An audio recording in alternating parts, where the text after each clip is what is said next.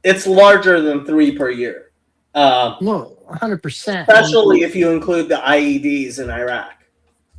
Well, Afghanistan. I mean, listen, our troops knew, Iran was supplying all that stuff all over in, Afghanistan, Iraq, everything else. We've got the hostages. We've got Beirut. I mean, there's, just awful things. Yeah, I would think I think there's very much an anti-war sentiment, right? Mm. Um, Obviously, it's I hate war. Like, yeah, there's nothing wrong with disliking war. yeah. But I don't. I think people are. I think they just want to make sure he doesn't lose focus on like housing prices and affordability and all this other stuff, which they think you can only handle one thing at once. You can handle more things than one thing at once, but it sounds as if that this is going to be a weeks long campaign, right? My Trump guess is is, probably closer to 2 weeks. yeah, they said up to 4 weeks, and it seems. I mean, I think the difference is the Israeli intelligence. And did you hear that the second they got this? Is it? Have you seen? Is it confirmed? I couldn't confirm it, but it looks like the guy that they just announced that was going to be the Supreme Court Oh, leader. the I heard something about that. Who is leading Iran right now? They announced. Well, I mean, so they announced a council of Ayatollah Arafi and Yeah, the head of the judiciary and the president, it was Pezeshkian. the Arafi guy that I felt like the Jerusalem Post. I've been trying to find some Israeli sources. Now, is the Jerusalem Post trustworthy or not, Yeah. Jacob? Yeah, no, the Jerusalem Post, I would say, is one of the more trustworthy. I mean, people say it's like a conservative thing, which is why I think it's trustworthy. But yes, Yeah. um, So at any rate, there seems to be some. Basically, what I trust right now, Jacob, yeah, is when you're getting Israeli sources telling you things. I'm like, well, they're the ones that actually have people in country that could actually confirm certain things. mm. And if they were to try and eliminate someone with that, they've got intelligence that was in the area where they, knew they could take this guy out and could maybe So confirm Grok it. is saying that the Jerusalem Post, Times of Israel, and Haaretz all have not confirmed Arafi being taken out. Okay, so that's still up there. So I think it appears to me, and I kind of think the question becomes how good does the intelligence remain? And do they have people close enough to some of these key leaders that they can let them know locations? Because they're just going to start trying to. It seems like they want to just cascadingly just keep taking out leaders after leaders and basically say, hey guys, okay, let's try to find someone who can come together that's willing to work together with us that we know isn't this hardline group. You know what I mean? At this point, I think they're really moving on to degrading the IRGC. Oh, they're gonna, yeah. So really, they're gonna just day after day absolutely destroy every asset they have. Yeah, and honestly, Iran is so much closer to disintegrating. Hey, Father Eric, would love if you could jump on. I realize it's Sunday and you must be tired, and it's probably pretty late where you are. Father Eric says, if the current regime is toppled, will there be a long insurgency? There really is not. There just isn't any military capable of doing an insurgency. If some military were to try to occupy Iran, there would be an insurgency that I honestly don't know how it could be overcome by any military that's trying to occupy Iran, which is why occupation of Iran would be one of the dumbest things anybody could suggest. It is absolutely impossible for the United States to occupy Iran, and I would be very much opposed to it. Yeah, the Um, United States and Trump will not do that. Yeah, it is not on the table, and the people who pretend that it is on the table are idiots or dishonest. Here's the question. Here's the one question I have. It's the Gaddafi question, right? Could members could just what I would call rank and file members of the IRGC, Mhm. could they defect and say, "Hey, I'm laying my arms down. I'm willing to join with you." You know, are they is it a death sentence? Do they have to fight to the death, or would they be accepted? Like the defection's over and say, "Okay, hey, we're out. We'll come along with you guys. We're late. You know, whatever." Is that a death sentence for them, or Um, can people? And I know defect isn't the right word, but so basically, Pahlavi has very much tried to signal that he does not believe in a process of de-Baathification, that he is willing to take IRGC members as long as he's stipulated that they are going to prosecute the massacre in January. And frankly, yeah, I don't see how they could not prosecute whoever right. was responsible for the That has to massacre. be, but that has to be a small percentage of the overall IRGC force. You That ordered realize that. the massacres took place all over the country. So, do you think it was the entirety of the? That's what I'm trying to figure out. Is just the sheer numbers? Was it? Yes. I mean, how they plan on making, who they plan on holding accountable, it's hard to know. If I were a member of the IRGC, especially anywhere in the hierarchy, like I would be expecting to be executed. But beyond that, like the Iran has two militaries.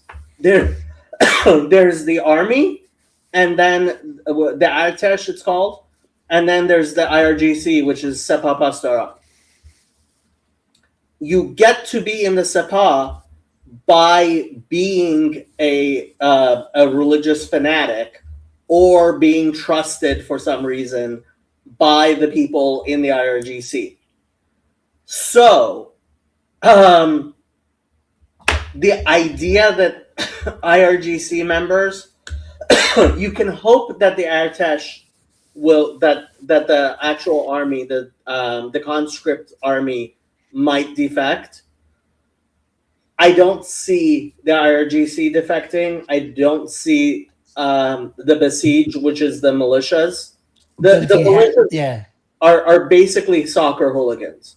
Imagine soccer hooligans with guns. So the thing that could potentially happen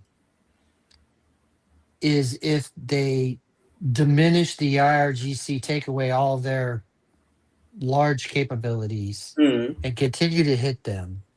Is I guess I'm just trying to figure out what potentially best case scenario could be. Is if I'm just going to use the simple term, the army decides to say, okay, we're with the people, and then the people come on the streets and the army's with them. At that point, do you think that you could get some semblance of the people gaining control of the cities and Iran?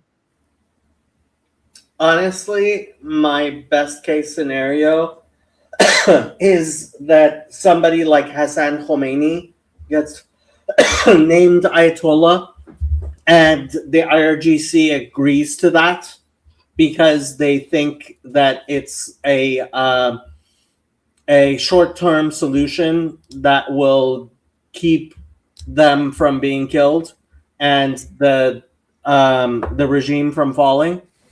Otherwise, Iran could be in for a real civil war. Iran could disintegrate. I mean, there. I was talking to some people at the demonstration, and unfortunately, a lot of them have this idea that, oh, like they're gonna bomb for another couple of days and it's gonna be over. And it's like, no, I don't think that's what's going to happen. I think there's going to be real degrading of Iran's navy, missile capabilities, weapon production capabilities, and basically Iran is going to be reduced heavily. And the process of rebuilding after the destruction is over is going to be volatile enough that the United States and Israel are not going to have to worry about Iran for many years. So the things that you would basically what you would see from intel sources, the things that I'm seeing, coming out of Israel, everything else is this next few weeks, however long it takes, it's the complete. It's not degrading. It's trying to everything they know, a complete and utter just destruction of all Yeah, of their military capabilities. Like it's yeah, yeah. yeah. And that could be disastrous on many fronts. if Iran's neighbors, I don't think Iraq is going to attack Iran again. I don't think like Azerbaijan or Armenia are interested, or Russia is interested. I don't think Afghanistan and Pakistan are interested. Iran has a lot of neighbors. Right. The Well, Kurds, the aren't you Kurds, seeing a coalition? Aren't you seeing like so? Don't you see? So I'm just asking dumb questions, but we had what looked like the start of the Abraham Accords, right? And then obviously that got Mhm. halted. Trump didn't lose everything else. When you Yeah. start looking at the UAE and other Gulf partners, it seems to be some coalition building, everything else. Hey, basically policing their own and saying, hey, no one's going in there. No one here. We've got this. No one here is taking this over. Let it figure it out. I mean, do you think there can be any sort of a coalition of Arab states enough to try and If there's a coalition of Arab states, they will destroy Iran. okay. That Arabs and Persians hate each other, and they have for thousands of years. Right.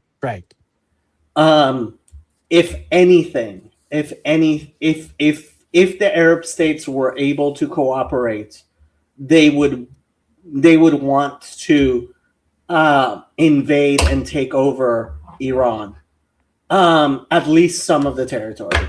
Father, I don't know what Miserere Nobis Domine means, but I'm guessing it's nothing good. But look, this is not a good situation. This is is there hope? Like, were the people who were at the demonstration with me dancing in the streets because have mercy on us, Lord? Yes, amen, Rabbi, Father. Islam needs a pope to sort these things out. The Imam al-Azhar is the closest thing to a pope that the Sunni Muslims have. Ayatollah Sistani is the closest thing to a pope that the Shia Muslims have. And Ayatollah Sistani could possibly step in somehow, but Ayatollah Sistani is very devout in his quietism, and he has absolutely refused, despite being very capable of taking over the political apparatus in Iraq. I doubt very much he has any interest in politically intervening in Iran. As a quietist, he would view that as a betrayal of his faith, I'm guessing.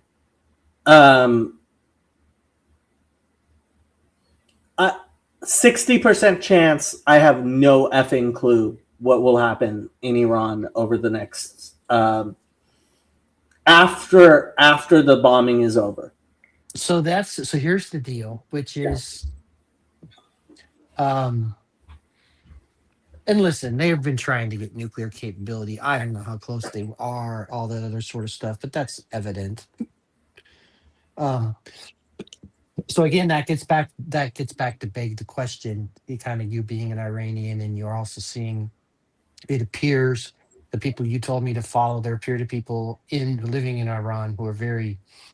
It's like, despite the uncertainty, they wanted this to happen. Look, I keep on flashing back to discussions I had at the demonstration with various people. One of the guys I was talking to said was, think what situation you have to be in to say, please come bomb my country. Right, and put my country in such a state that civil war is probably a highly likely outcome. Yeah, there was an airplane flying, one of those planes that have the banners that fly banners over the demonstration, saying thank you Trump, love Iranian people. You just said it right there. Though you just said it right there, guys. It was so bad that, quite frankly, people realized that, hey, the unknown is the unknown, potentially. Yeah, likely. The situation in Iran has gotten bad enough that people are like, it can't be worse than this. Please, somebody come and bomb our country. And like the guy I was talking to said, is maybe I will die, but maybe my kids will live. Mm-hmm. Like, think what kind of situation you have to, like, we were sitting around talking about how Americans just have no clue. Like, what brought up the conversation was the fact that there's anti-war protests in Los Angeles as well. And like, people were like, well, how do I know which protests to go to? Like, I don't want to go to the one with the naive Americans who have no effing clue what they're protesting. Well, so the reality is, yes, this is about Iran. This is about Iran for Israel, for sure. Mm-hmm. 1A. And clearly, if Iran gets degraded and it ultimately is not the player it was, causing all the terrorism and all the problems and everything else, great. But really, I think the post-World War II consensus is ended. The shift is coming to realize from America, China is our 1A adversary by 1,000 miles over the next 100 years, right? And Iran, basically taking out Iran and that oil, everything else that was going on there, really just heightens the leverage over China, and it's moving the direction to the Pacific. So, it's kind of one of those things is like, well, why is the United States probably willing to do this now? They're probably willing to do this now, and Israel is great to do it. Is like, hey, we've got to get this off the table so we can move to more important things. Yeah. And Father Eric is saying the same thing. Great powers dynamics at play again. I think Lance is right. And I said this earlier today. I think we are looking at Iran being a proxy war between the United States, Russia, and China. And that is sad. But like, what are you gonna do? Well, but so they come back to it. So just because my purpose isn't what someone else's purpose is, yet at the end of the day, if it's like people were like, yes, bomb them, take out this regime, we'll deal with that. The aftermath can't be any worse than what we've lived through for the past decades. Do it, right? And then Mm. ultimately, it's in the United States' best interest to have a free and prosperous Iran that plays well with that joins the international community, right? Um, I so mean, there, that was the hope. I don't want to view this with rosy colored glasses. no, it's a high risk. I mean, who knows, right? I mean, who Yeah. knows how this is going to work out? What the geopolitical next 100-year people are thinking about is like the status quo was actually couldn't allow Iran and China and Russia essentially. This couldn't stand. This is just in terms of the next move of where things are going, and so you've got that. At the end of the day, again, it may sound naive when we do this. I think about this when I think about American elections, Jacob, and I just told my wife about this. God raises kings and set down kings, and there's a time for this and a time for that. God willing, just whatever God decides is what's supposed to happen. When I think day to day, whether I take sometimes whether I take a left or a right, or whether I do this or that, I think most instances God's like for example, should I become a doctor or a lawyer? I think most instances God's like, I don't really care. You just need to be a godly man, whatever you decide to do. Okay, I don't really care. You know what I mean? But I think there are pivotal moments in history that I think that is the case. I don't think it's every conflict. I think man goes against the God many times and he allows him to do it. But there are moments that we can see where, ultimately God ordains certain big things, right? I am more on the sovereignty of God. I think whether you become a lawyer or a doctor really ultimately is like God. I believe God sets things in motion and in order the way He needs them, and knowing who we are before He places us where we are to do what He needs us to do. And I think ultimately, I believe ultimately God's will cannot be thwarted even by the stupidity of human beings. We're getting a lot of Latin. I don't know what you're saying, Father. Nefas jactare alle cum vita hominum. Whip out your Hebrew, Father, and he'll be all over it. Yeah, Mark. Hey, Mark, you don't usually come on, but alea iacta est, or in this case, hapur nafal, which means the lot has been cast. Jewish Calvinist, let's go. I am not a Calvinist. That's for sure. I do not believe God ordains our choices. Thank you. Right. Um, No, I don't think I would just say this, which is where I absolutely do believe that God is sovereign. And I do think I think there are some times where, no, Lance, you are to be a doctor. Like I just don't think in every fork in the road, this is just me. I Yeah. think there are some things where there's just freedom in God, which is like, yeah, I think this or that, whatever would be fine. Like I don't think it's like every minutia. But that's because here's why we're not Calvinists, Jacob. I believe in free will. So Yeah. Father Eric says it is horrible to play dice with the life of men. I think. I would agree. As Christians, this whole action, that's why I have always said, Jacob, and I think this is where you'll disagree with me.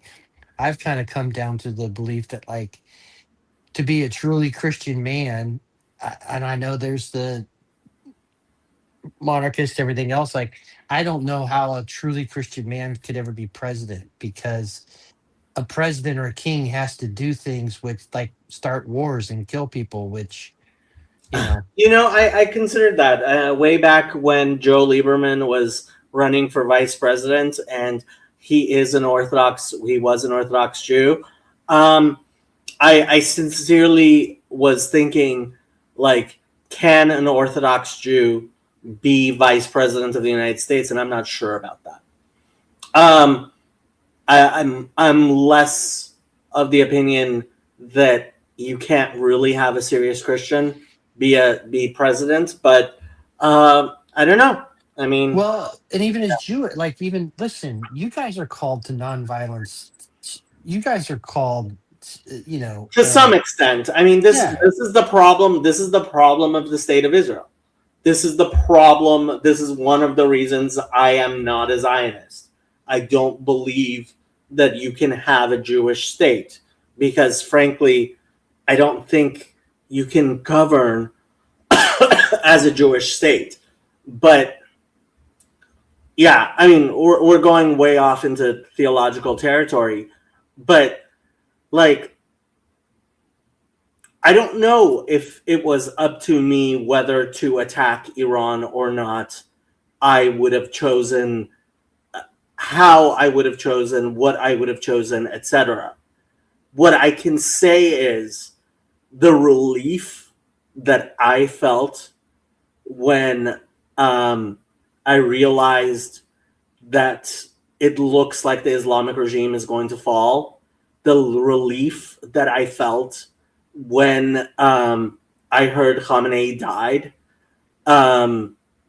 like, just as an American, the idea that this threat, which I do think is a real threat, not just to Iranians and Israelis, but a threat to the entire world, including America, right? So I asked Grok how many people have been killed by where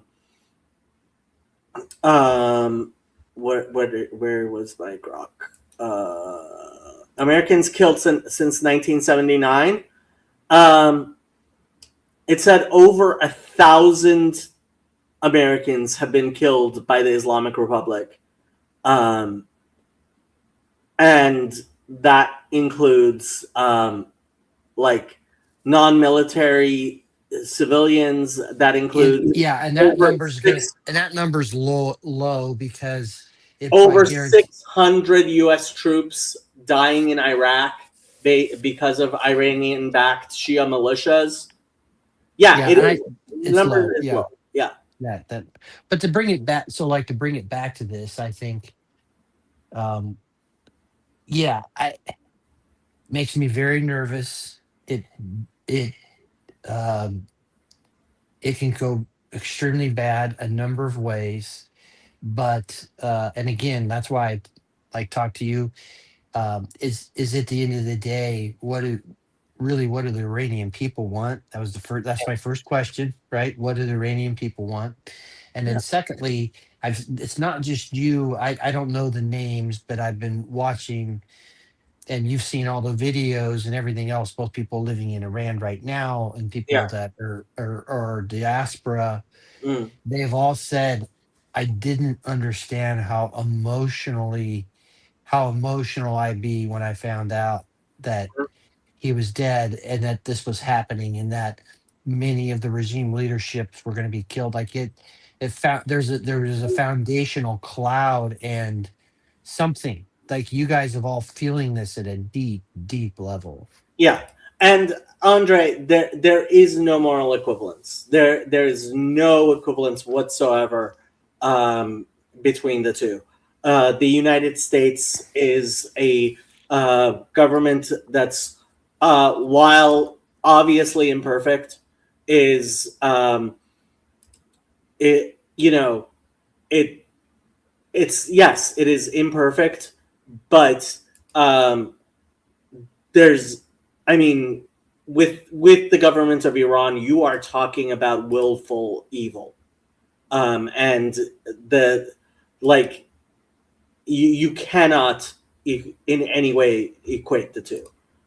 Sandy says, sometimes I think of the puzzle pieces in a square I hated as a child because although I could solve it, pushing pieces here and there didn't really feel like resolving anything. Interesting.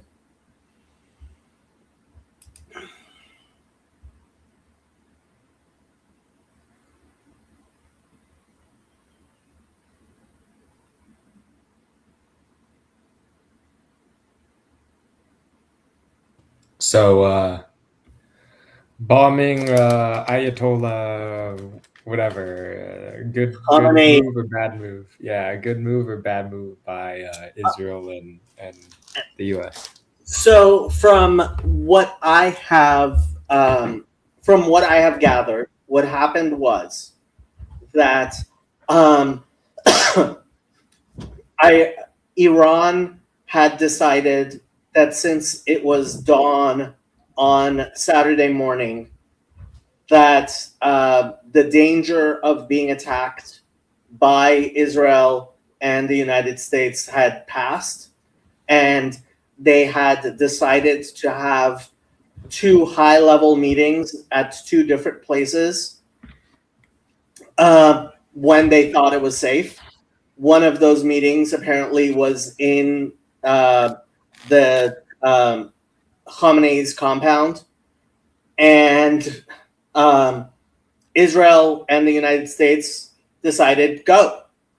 And so they simultaneously bombed those two meetings and some 30 other places, and apparently killed large numbers of people, including Khamenei, including the defense minister, including Shamkhani, and other people who are quite significant. And I don't think that there was an option to decide we will kill Ali Khamenei and not, for example, Shamkhani, General Shamkhani. So in that sense, like, I wouldn't go out of my way to necessarily avoid killing Ali Khamenei. Before he was killed, I thought that it was a bad idea to kill him, an 87-year-old man who basically wanted nothing else. He had nothing else to do in life other than to die as a martyr in a strike by Iran, by Israel and the United States. And I thought it would be handing him a gift, and frankly, handing the IRGC a gift. The response that I have seen over the past 36 hours, I guess it is now, 48 hours almost, is that no, it's actually shaking out to be a lot better than I thought it would be in its impact, in its psychological impact. And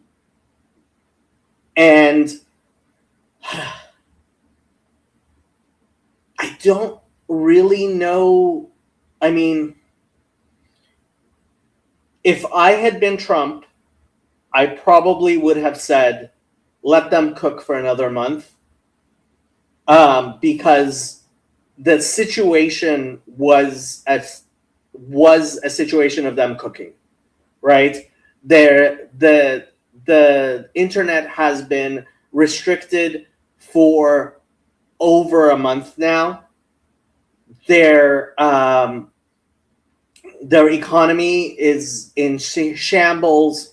The massacres have absolutely rocked the nation and the legitimacy of the government. And the drought is only going to get worse as we get into the summer. And so letting them cook might have been the better way forward. That's not what they decided to do. I can understand that partially from a standpoint of how long can you keep two carrier strike groups in the area, and what does that do to U.S. readiness around the world? That is a very expensive thing to do, right? And you can't leave carrier strike groups in the area forever.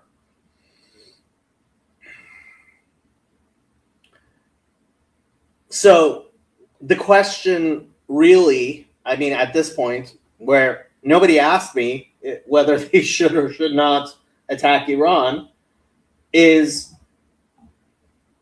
is the United States safer now than it was at is it safer than it was at the time? Like, is the United States in a better position than it was 48 hours ago? I would have to say yes. Losing 3 servicemen is obviously something that, as an American, I cannot ever not put at the top of, hey, maybe you effed up, right? Because those are 3 American servicemen who died.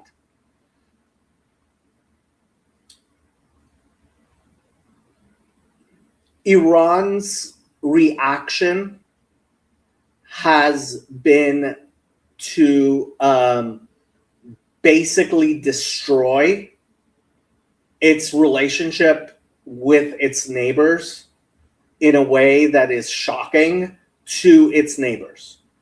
The Arab world is outraged at the fact that Iran has decided to try to make this a regional war by attacking them. That means the United States is in a better position than it was. Russia is in a much deteriorated position, which means that Europe and the Ukraine are actually going to be a little bit happier with Trump than they were. How is this going to fall out over the next weeks and months? A fool would predict it. I cannot predict what will happen. But so far, things are about as good as we could have hoped from the decisions that we have taken. It doesn't look like a disaster yet. And the ways in which it could be a disaster are a disaster certainly for the Iranian people, possibly for the region, but not a disaster for the United States. Iran being incapacitated takes out a ally of Russia and China, takes out a thorn in our sides, and generally means that we are better off than we were. Does that mean that Iran is going to be in a position that, even a week ago, somebody said to me, what is the likelihood that Iran is going to fall into a state of chaos, a civil war, similar to that of Libya? I had said basically 0. I think that is a very, very likely outcome if the IRGC cannot bring itself to appoint an Ayatollah that the United States is comfortable with, and in a very real way bend the knee. And is it possible that they will bend the knee? Yes, it is. That is something that theologically, as Shia Muslims, they may in fact want to do. To me, this is more about greater Israel than anything at this point. Okay, if that's what you want to believe, I don't think any sort of evidence could possibly restrict you from that. I've got a question. Yeah. So earlier you were talking about Iran as Waco en masse. I'm Yeah. wondering. Yeah, an apocalyptic cult. Yeah. Mhm. I'm wondering how effective the answer to Ishmael or answer of Ishmael is What do you mean? for the book, the answer of Ishmael, the one that He's always talking about. No, you don't know it. Nope, I do Kill not. it. All right. What is it? Is it Rabbi Shirky's thing? I don't know. Chezzy's probably not told me about this because, I mean, Greater Israel is an idiotic idea that very few people have put any stock in whatsoever. Tucker Carlson was smart enough to ask Huckabee the types of questions that Huckabee had to answer how he answered. But, like, that's when you know how to set evangelicals up, and he does, to say stupid things, and he does. Like, Greater Israel is a dumb idea, and everyone who believes in it, sorry Chezi, is like, even Chezi doesn't believe in Greater Israel like people imagine, and like I caricature him believing. He believes it's a possibility, it's a miraculous possibility, and being the Zionist that he is a bit more rationalist than he needs to be about how miracles just need to be pushed ahead by human beings. God have mercy on that man's soul. I love the man, but God have mercy on his soul. You have to understand that even among like religious Jews, this is an extreme position. Among evangelical Christians, it is a silly position. And to talk about Greater Israel is one of the dumbest distractions I have ever had the displeasure of having to deal with. There is not going to be an Israel from the Nile to the Euphrates without open miracles. And yes, I am religious enough to believe the possibility in open miracles.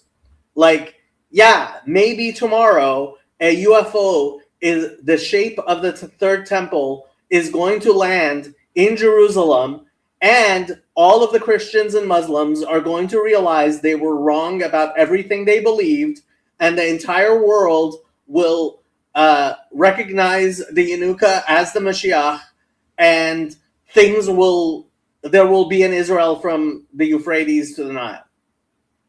That's the only way that's going to happen. And the idea that like the attack on Iran is that delusional is just delusional. I'm reminded of Balaam at moments like these. Yeah. I hear you, Mark. Very much so. So famously, Balaam went to curse Israel and in fact blessed Israel. Glad you're talking to Andrew and not to a bunch of Muppets. I was talking to a bunch of Muppets earlier, Paul. Then somebody paid $150 to kick me off the panel. Yes, Paul, I am that hated. Somebody was willing to pay $150 to kick me off the panel. And so here I am. I haven't heard anything from Upcycle. He's in Cyprus, right? Yeah. Oh, saw that. Insane. No, anti-Semitism is alive and well, my dear friends. You should jump on, Paul.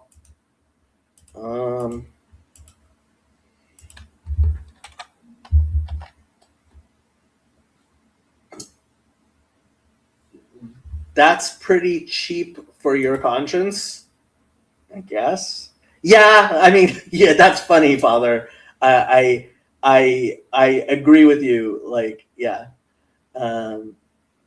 So I mean, Confluence.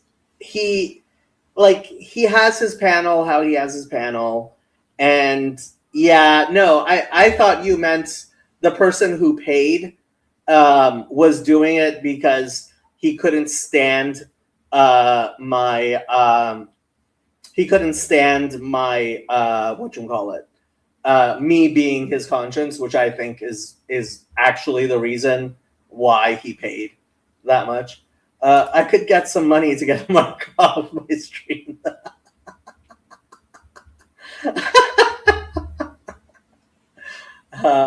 Yes, Father, that is true. Okay, what are we paying? What are we talking about now?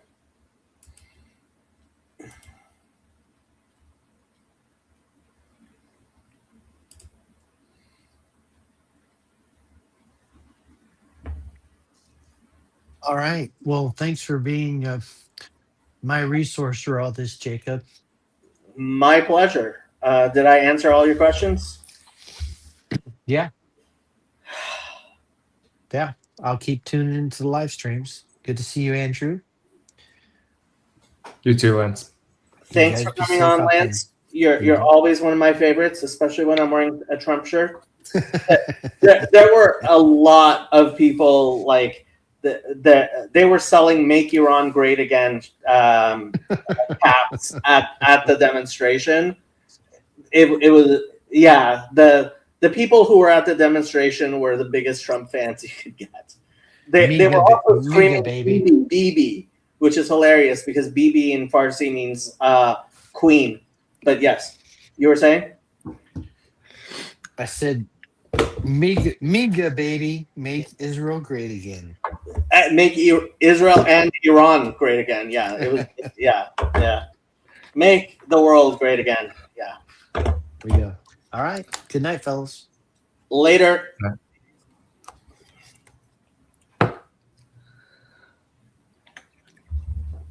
Chezi and Yoav, what time is it in Israel right now? Like 3 a.m.? It is almost 5 a.m. Chezi might jump on in a little bit. I have to go to work early tomorrow morning. It's just I'm wired and tired, and I have been basically for the past 48 hours. So, yeah. Very wired and tired. And I think Lucky has collapsed because he definitely is very tired. Lucky, are you tired? Lucky. Lucky. I don't know where Lucky is. I am guessing he is sleeping on the bathroom floor. That is my best guess. Lucky. Well, there's Shadow.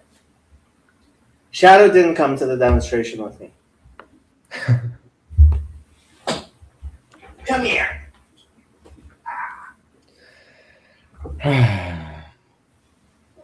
Say hi to the people, Shadow. Oh.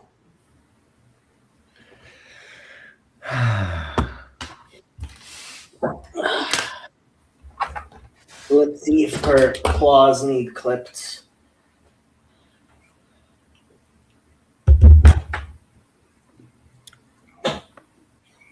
Entertain us, Andrew. Entertain us, Andrew. Okay.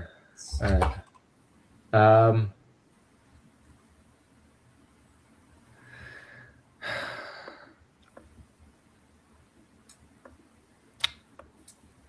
Oh boy. I'm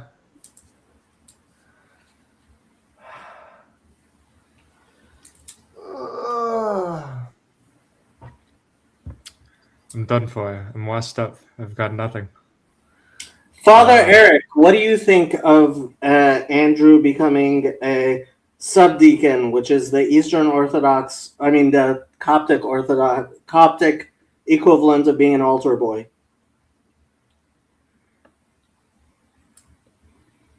Let's see what Father Eric has to say about you being an altar boy. Oh no.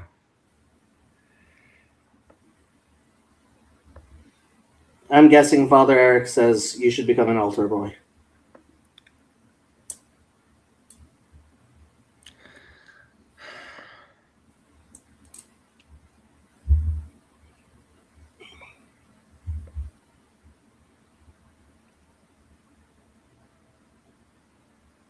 You want to read the comments? I can't see the comments. Okay. All right. Comments. Let's see. He says, better than sitting around on his butt. Why does that limit other involvement, Andrew? Most days I sleep through liturgy. What? You sleep through liturgy? You don't go to liturgy like you should. Of course, I don't go to liturgy like I should. Tomorrow night is Purim. I forgot about that. Tomorrow is a fast day. Am I going to be good and fast tomorrow?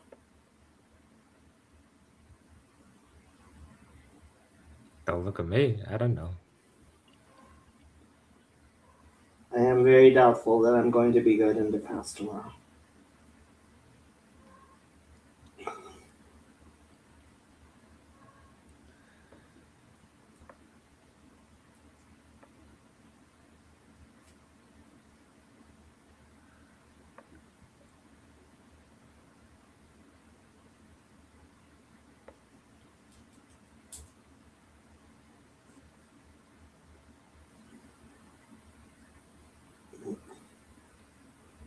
Blah, blah, blah, blah, blah, blah, blah, blah.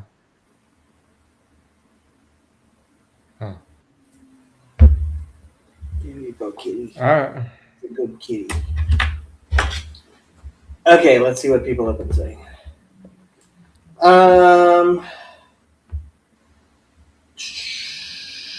You should get a cat harness and leash. Then you could walk both.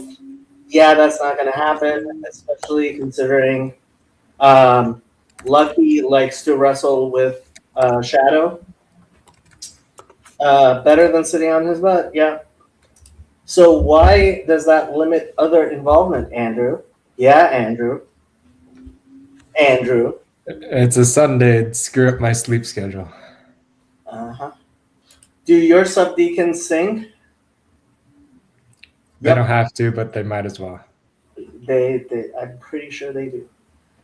Like, Theirs do. Yes, the Fast of Esther. It's daylight fast tomorrow. Current events make it seem especially important this year. Yeah.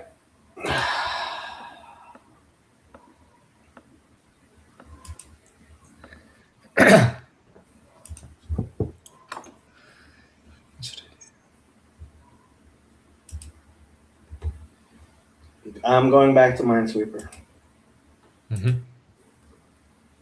Mm-hmm. Ah, I'm gonna make a sticker. you're going to make a sticker? I'm gonna make a sticker. Why are you going to make a sticker? It's a sticker for church. A sticker? Yeah. It's What gonna be kind it's of gonna be on the it's gonna be on the paralytic man with And what the does it say? the Son of Man debate tied in.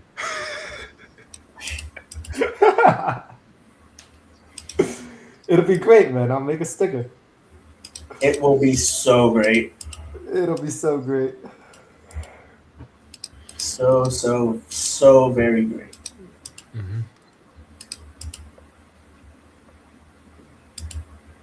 Let's see.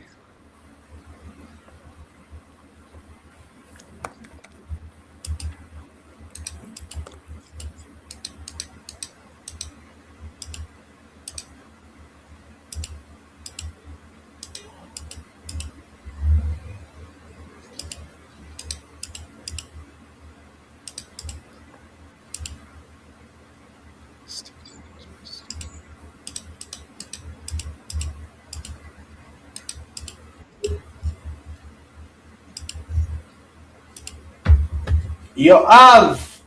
Hi, מה שלומך? I'm fine. I'm asleep. Ignore me. You're asleep? Yes, it's 5 o'clock a.m. I'm asleep. You just ignore me. So why are you awake if you're asleep? No, I'm asleep. Yeah, You are asleep. Okay. definitely. I'm guessing your wife is definitely asleep. Yes. And she doesn't want you talking. I better not. Hmm. What's new? I mean, the only news I have is things I saw at the demonstration I went to. People were yelling. They played an Israeli song.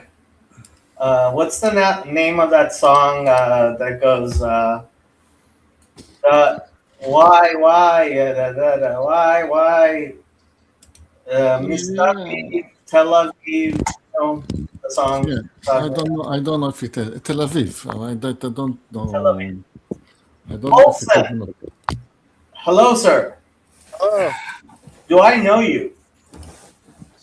do you now? Apparently. How'd you find me? PVK-ish. Oi, you poor thing. PK is a Calvinist, you might have heard. Yeah. It happens. I'm also from NorCal, so you know you could hold that against me too. Oy vey. NorCal has good weather. I like NorCal. Yeah, but I'm a Cal fan, so you know you're. Oh, we used to go on the weekender when I was at USC. We used to come up for, yeah. Until you guys destroyed the Pac-12. We did? I haven't been following. It's been such a long time since I've followed any of that stuff. Yeah, you guys are in the Big Ten now. We are? Oh, okay. There we go. There we go. You wanted more money, and so Yeah, that sounds like USC to me. So the Pac-12 was in negotiations with Texas and Oklahoma like 10 years ago or something. USC was the one that voted it down out of all of them. And as soon as they got on the plane, their athletic director called the Big Ten, and here's my puppy. Oh, puppy. So you're E. Olsen? Yeah. Uh-huh. So I kind of sort of know you. There you go. Yeah.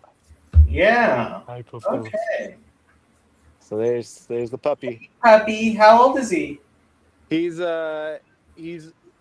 almost 3. He'll be 3 this month in March. So we've had him for a year. Then we rescued him from a local rescue at 2 years old, and so he's half lab, half Great Dane. Wow. You are a good man. I've rescued all my previous dogs, but I ended up buying Lucky because I just wanted one. Yeah.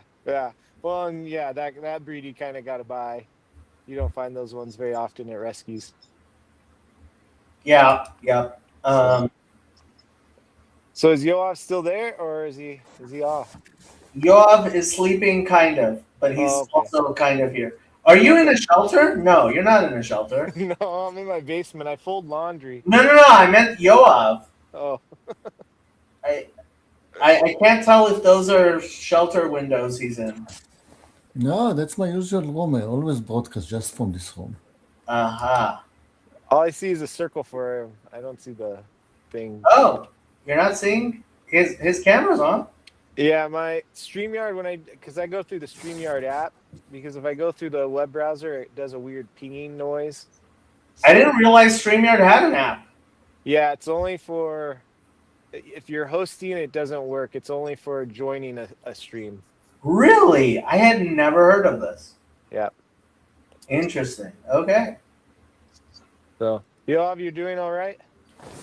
Yeah, everything is fine. Good. Just they don't let me sleep. Yeah. I mean, it's either the Arid or Jacob, and and all my uploads all through the night. Yep. Did you wake up every time I uploaded something from the demonstration? No. I just woke up now. Uh-huh. I will catch up during the day. I'm not going to work tomorrow, or today. I'm not going to work today, so. It's a fast day. How could you possibly go to work on a fast day?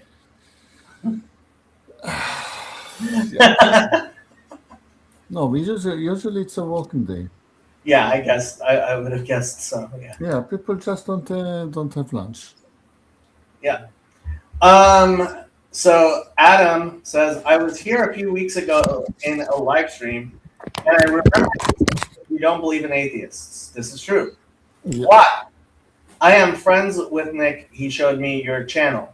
I'm not sure which Nick you are talking about, but I don't believe in atheists because if you were truly an atheist, then there would be no reason to get out of bed in the mornings. Yep.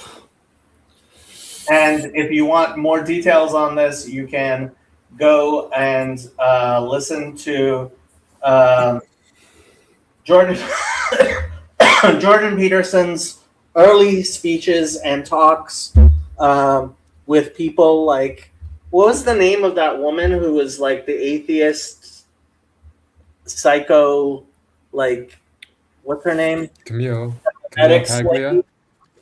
No. The Paglia's not really an atheist. Here, I'll ask Grok. Grok, what is the name of the crazy lady who has a PhD in paranormal BS and edits some weird Dawkins related journal on memetics? Let's see if Grok can find out what that lady's name is.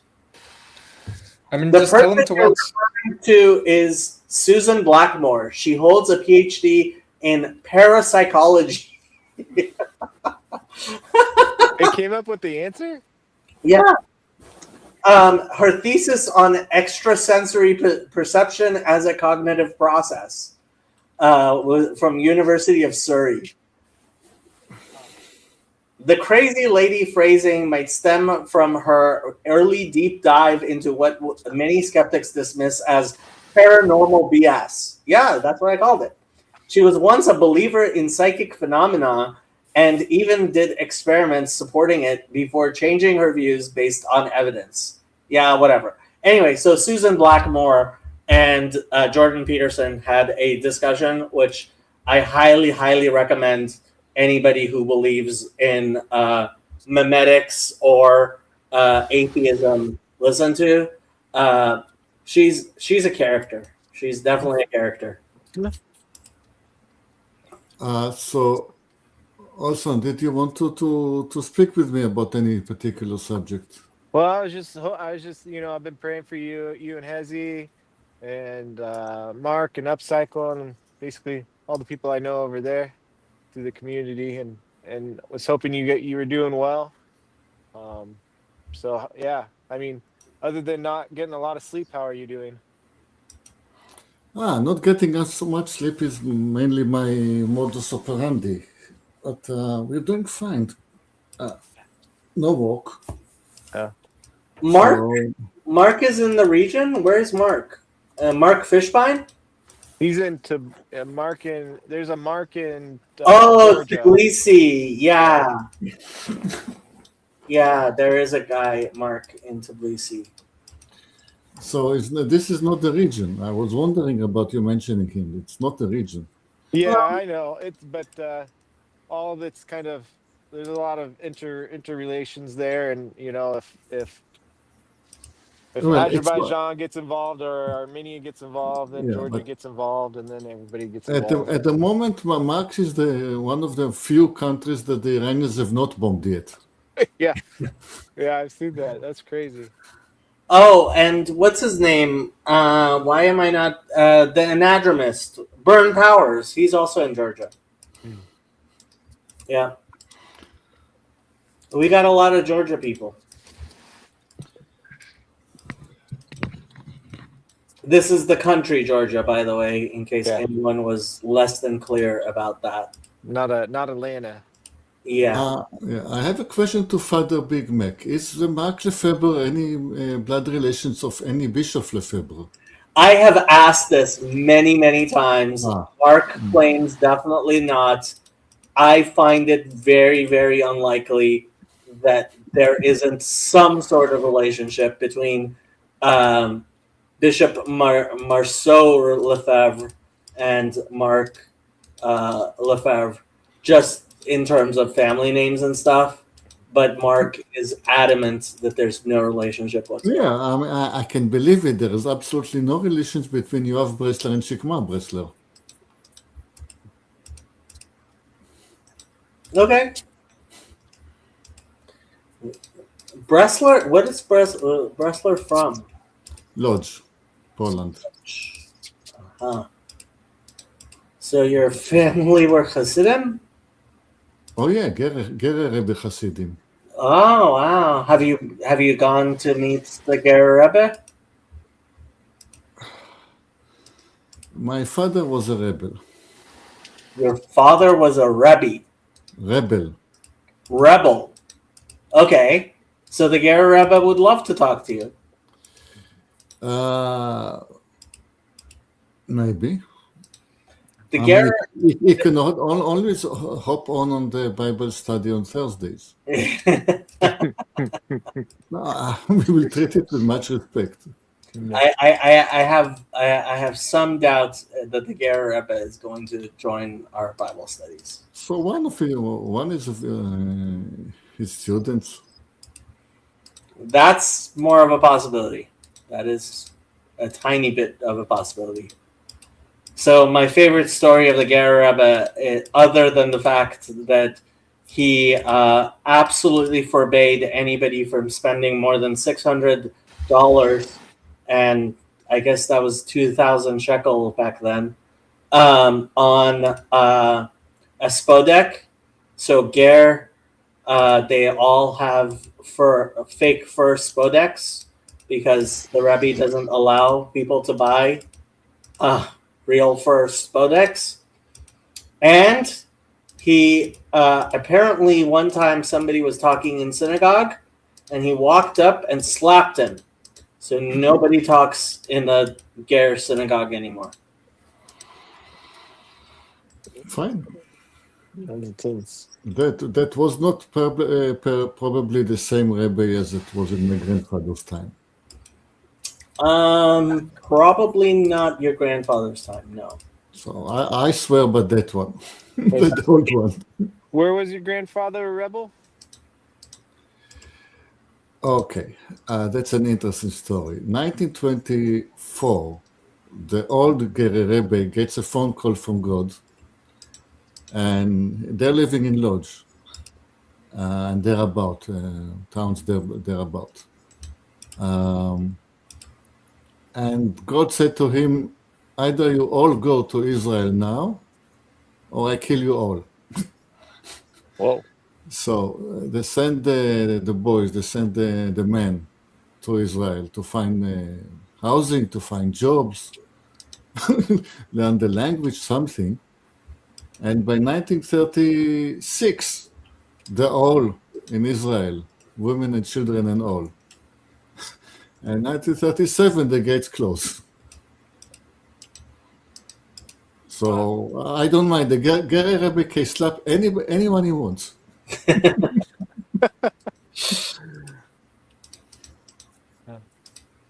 Wow. So apparently this is one of the reasons that Ger is one of the largest Hasidic sects in the world nowadays, because they survived. Although the Ger Rebbe himself, I believe, he himself ended up staying to take care of people and lost his wife and a large number of children And yeah, so Well, it's the Actually, captain that always leaves the last sinking ship. Hey, Yoav, I actually did have a question from last week's Bible study. Go on. Yeah, so you were talking about, you found it interesting that they were in the forest chopping the wood, and you were like, where's this forest? Yep. And There were- then Yeah. and then later on, they were like, the city was under siege, and they were having to burn dung, pigeon dung or whatever, because they didn't have any wood, because they were in such a dire straits. Yep. And I was wondering, like, did you see a tie-in with the reference of the forest that might not have existed, but showing plenty, right? Isn't that kind of what you were saying? Is they were mentioning forests to show that they were having prosperity or something? Or am I getting that wrong? Well, the answer is no, but what is the question? Well, yeah, I was just wondering if there was a tie-in, because at one part at the beginning they were talking about the forest, and then they were talking about how they didn't have enough, and then later on they were talking about how they didn't have enough wood because they were having to burn the dung. And I was wondering if there was, for you, were you seeing there's a correlation between the two or no? There. This is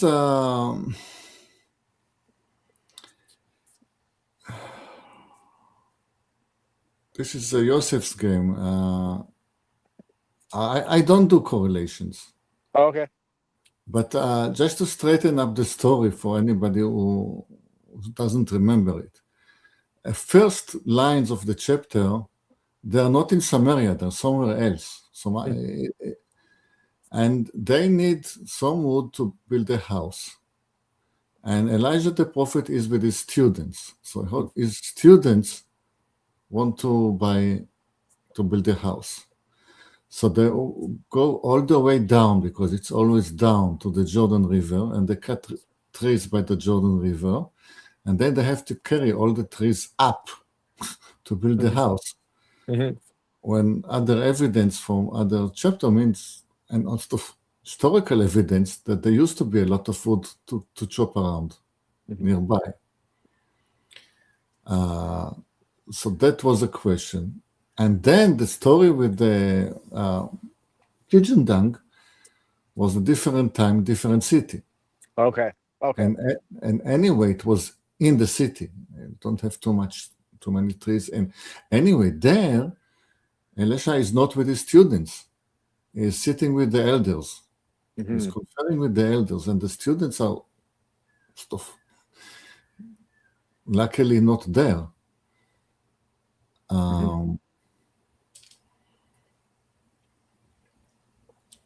He moves. This Elijah, he moves between different circles. Sometimes he's with the commoners, and sometimes with his students, and sometimes he's with meddling with court politics. He's all over the place. Okay. Yeah. And an interesting thing about his boy, he has a boy, his Gehazi, yeah? If you remember, Gehazi is a leper. All his body is white with leprosy. And in the first city, he's living with Elijah in the city, and nobody cares that he's a leper. Nobody sort of punishes him because he's a leper. And then in Samaria, at the end of the story, it's a different city. We have the 3 lepers, and they have to sit in the city gates because they're not allowed in the city because of their leprosy. So I guess different city, different rules, like it happens in Greece. Yeah. That was good. Thank you. Yeah. Thank you. Appreciate it. Welcome. I'm just What is my point? My point is that I told to the father and daughter team, don't draw conclusion from the chapter until you really got it, and you will never get it. Yeah. I feel like there's more depth to the beginning of that chapter, and I wanted to kind of explore that a little bit more, but I didn't know what it was. You know, I always tell my son I'm a dad to have no great intelligence, so.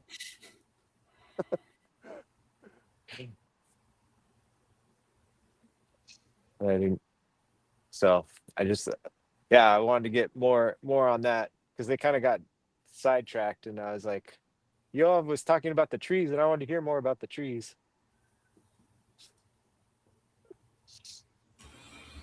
And my excuse remains Nachas for girls.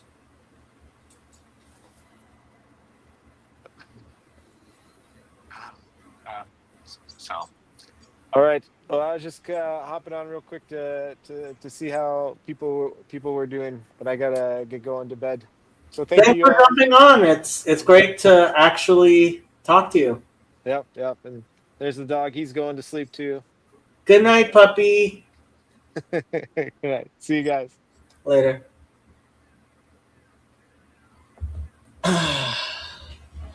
Chezi wanted to jump on tonight. I don't know if he's awake yet. And he has guests in his house, as far you told me. Well, he offered to house some of the families, and some people from the community went to go help with the search through the debris. Still looking for one more.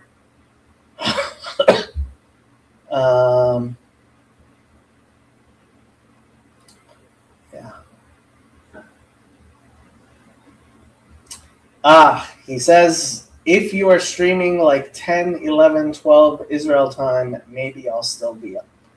Only 5 hours from now. I think he meant like in the morning, like 7 hours ago, like 5 hours ago. I think that's what he meant. Ich weiß nicht. He appeared briefly in the text last evening. He did, yes. Earlier in my earlier stream. Looked to me very busy. Yeah. There's a bunch of people watching. I have no idea why they're watching. My mom's probably watching. She's been watching my Iran streams. She's like the only person who watched my Farsi stream. Oh, I can bring up the picture of my mom. Let's see if I can find it. I could pull it up. Oh, okay. Let everybody see my mother. There is Yoav's picture of his mother. No, she's not actually here. It's 5 o'clock in the morning. Here is Yoav's mother with Yoav. Yeah. You can see the similarity. Yeah, and the story, to anybody who hasn't heard it yet, is that is the same shelter that we set in 1967 in the Six-Day War. Really? Huh. Wow. 1967. That's 60 years ago, almost. Yeah, I'm not young. Well, you were in 1967. Yes, at the time I was. I remember distinctly. I was young one day. Yeah. Wow. Same shelter, huh? Mm-hmm. It has been renovated and painted. We added some safety measure to it, and I would hope so. 60 years? yeah, it has been renovated, but you know the walls have, you cannot renovate the concrete walls much.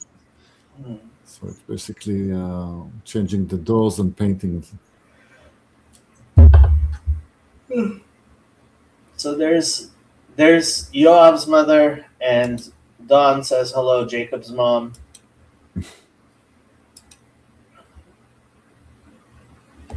Yeah. No. Are there any supplies in the shelters, or do you have to bring all your own stuff? Well, it's your own shelter. It's not a municipality shelter. It's the shelter under your own house. So Yeah, you bring- each building has a shelter. it depends. It's very much depends. Some neighborhoods, you'll have to go to the communal shelter. Some places you have the shelter under your house, and sometimes you have a security room in the house. That is, any new building will have a secure concrete room within the house.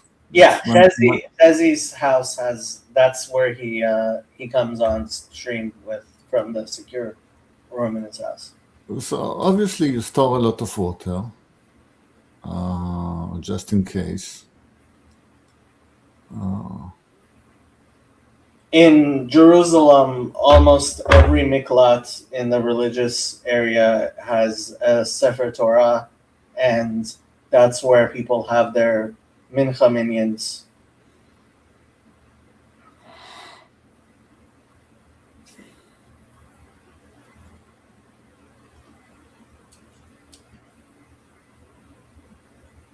A Sefer Torah is a Torah scroll, in case that wasn't clear. Yeah. Well, don't stay long. Basically, up to this war, you stay 10 minutes each time. This war, we have chains of alarms, so you can stay up to, let's say, half an hour. So you bring some water and you bring toys for the kids. Obviously, lots of chairs, but not great. No. Yeah. People before the war, when you don't know how it's going to develop, people will bring down some long-term food just in case. But certainly not enough for everybody for any amount of time.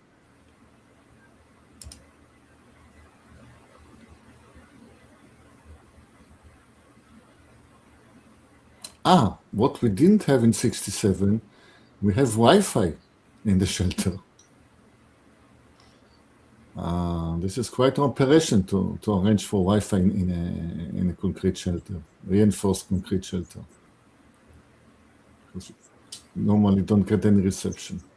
I am not sure if I want to show this or not.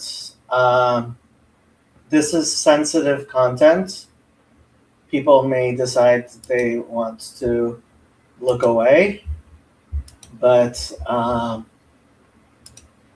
it's interesting content, and hopefully YouTube will not take me down for it. Apparently there were videotapes inside IRGC places as the bombing started. And how did they leak? I don't know. It is within the headquarters. I mean, people manning those cameras are your most trustworthy. I mean, honestly, these could be AI, but Yeah. I doubt it. I don't like to doubt movies from my side of the argument, but I just I mean, somebody is claiming that it was created by Gemini, but yeah, because I just cannot explain how they were first how they survived, and second how they were leaked. Survived. My guess would be that they were being sent off site, but Would you wire the cameras to your most sensitive intelligence headquarters? Will you wire the footage out of the building? I don't think so. probably not out of the building. I guess. And I don't think anything remained of this building. Mhm.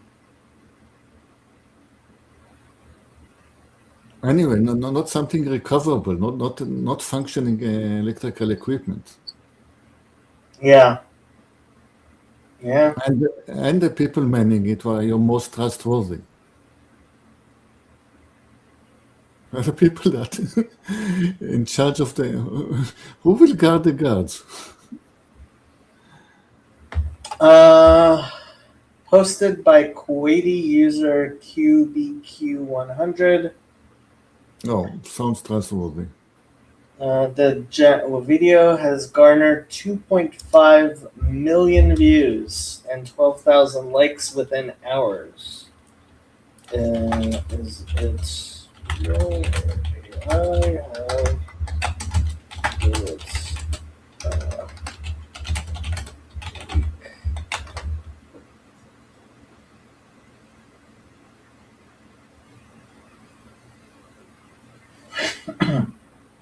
Is almost certainly AI generated or heavily manipulated, not authentic leaked security footage. Yeah. Yeah. Yeah. Okay. Yeah.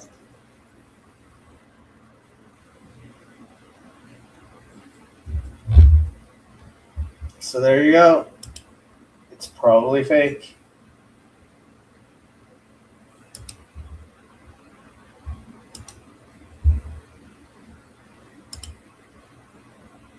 We already answered that. And it could have been created by either side, because the Yeah. the technique will would be to spread false information and false pictures, and then claim that the whole idea that the site was hit is fake news. Right. Yeah.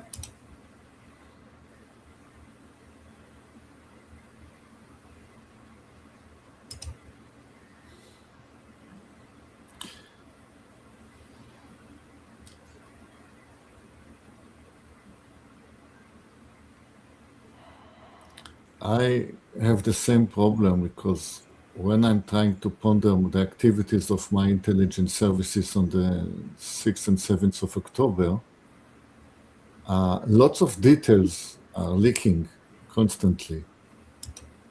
And I keep thinking, well, this little detail could be wrong. I'm not going to spread it and I'm not going to believe in it. Because it doesn't, being true or not, doesn't change the picture. I know the whole picture. In this case, I should ignore the detail.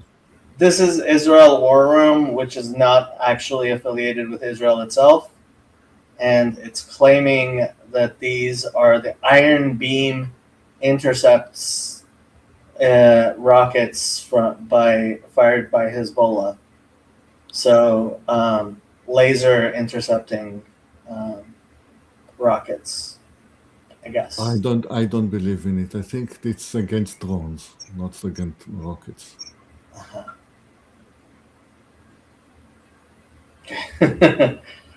So we have 0 drones reaching Israel.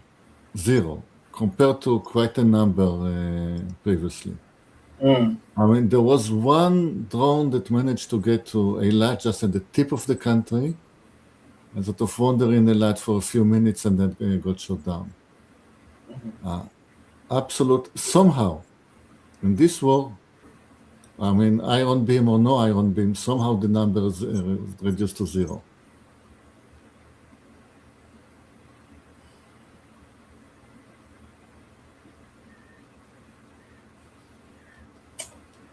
Police say at least 6 people have been killed in clashes as hundreds of protesters stormed the U.S. consulate in Pakistan following the killing of Iran's supreme leader. Pakistan is yet another country that I have heard about, but I don't understand what's going on in there at all. And it's too complicated to understand, even if I tried. Updated.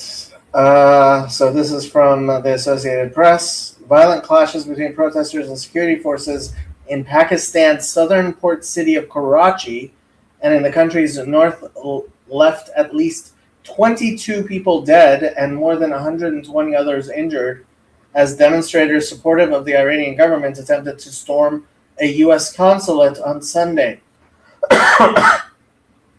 In the north of the country, demonstrators attacked UN and government offices.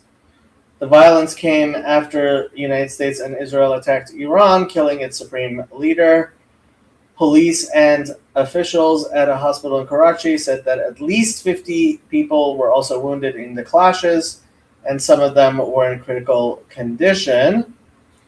President Asif al-Zardari expressed his profound sorrow over the martyrdom of Khamenei and conveyed his condolences to Iran, according to his office.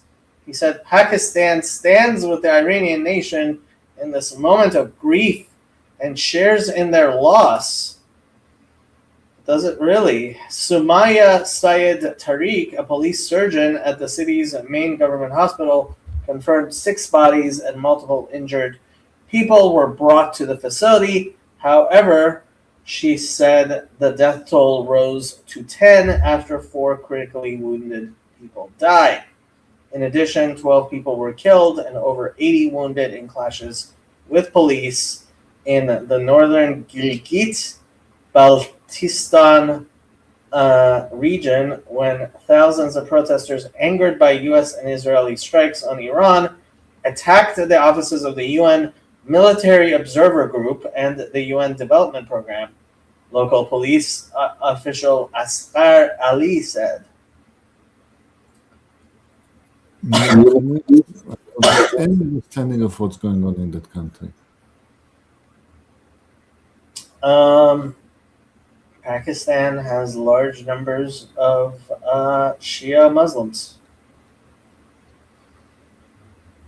Yeah, and complicated politics. Following the martyrdom of Ayatollah Khamenei, every citizen of Pakistan shares in the grief of the people of Iran. Interior Minister Mohsen Naqvi said in a statement, but urged people not to take the law into their own hands and to express their protests peacefully.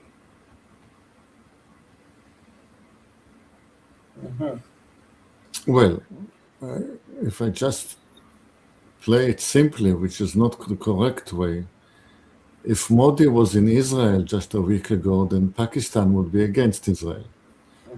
Oh, Modi actually tweeted out that he spoke to Bibi recently. More than spoke to Bibi, he visited Israel and he had a speech. No, as in today. Oh, he would. Yeah. Yep. But India is not simple, and Pakistan is even more complicated.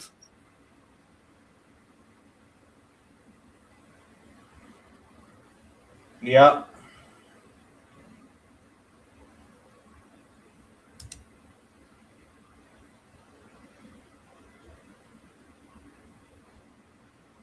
Apparently, there was live fire shots by the Marines and by the protesters. Well, after the experience in Iran 50 years ago, they're not taking any chances. And Benghazi. Yeah.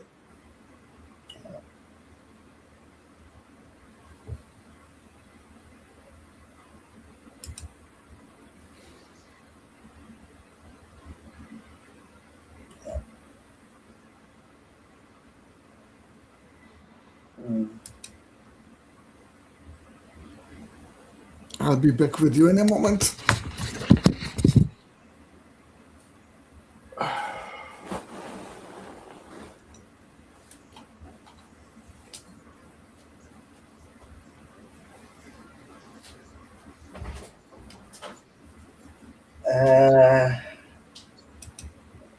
Apparently something happened with Mehdi Hassan.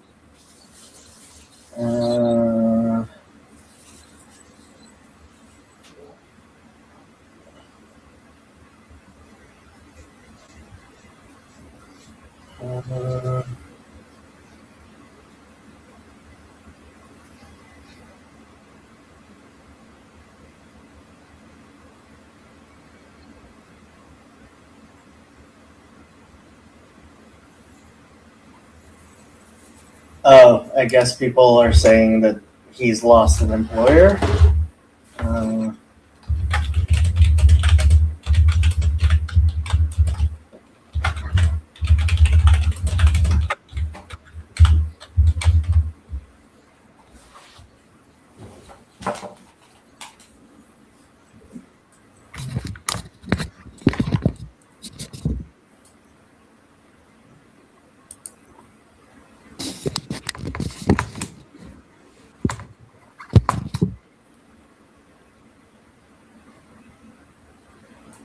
So apparently Hassan has been very critical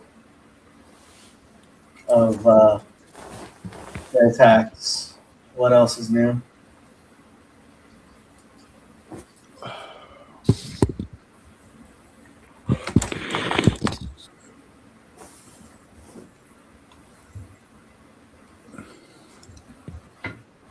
Okay.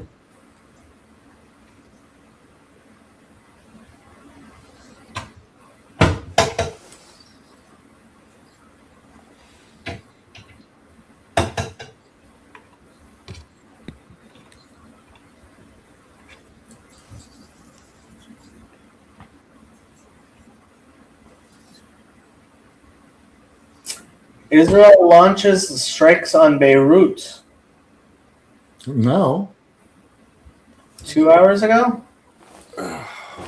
you see. Israel carried out airstrikes on Beirut's southern suburb, Dahia, a longtime Hezbollah stronghold, directly in response to Hezbollah launching rockets and drones into northern Israel. Hezbollah explicitly stated that its own attack was a retaliation for the killing of Ayatollah Khamenei.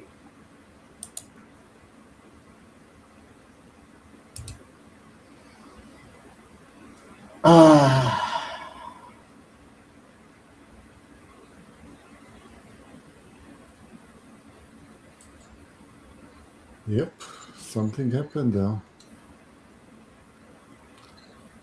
There's also a report about a drone in Cyprus. What happened in Cyprus? A suspicion of, I mean, could have been an Iranian drone getting to Cyprus, but it's very iffy.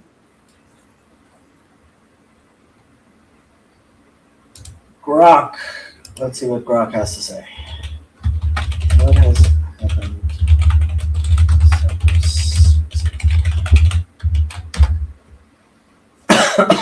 It's weird how dependent I've become on Grok.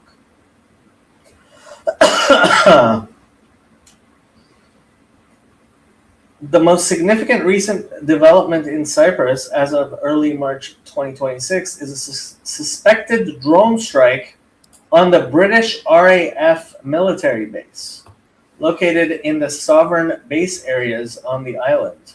This occurred around midnight local time on March 1st to 2nd, 2026, Sunday night into Monday. UK Ministry of Defense confirmed it was responding to a suspected drone strike with no casualties reported and only limited damage. Cypriot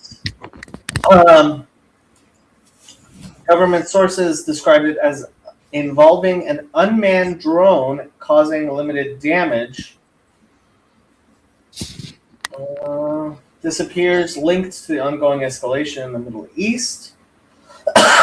Reports mention Iranian missiles fired in the direction of Cyprus, though UK officials indicated that they were not deliberately targeted at the island. There were flight cancellations and heightened security alerts, with Cyprus's government emphasizing this island remains a secure spot while maintaining a humanitarian contribution in making a humanitarian contribution in the region. Cypriot officials, including the defense minister, pushed back on some claims of direct missile threats toward the island. Other recent notes from Cyprus include ongoing efforts to contain a foot and mouth disease outbreak in livestock and broader regional migration pressures. Okay. What seems to have happened while I was asleep, that the whole northern front is flared up. And I say that if there was a drone in Cyprus, it probably not got all the way from Iran, but was launched from Lebanon, which is not just nearby.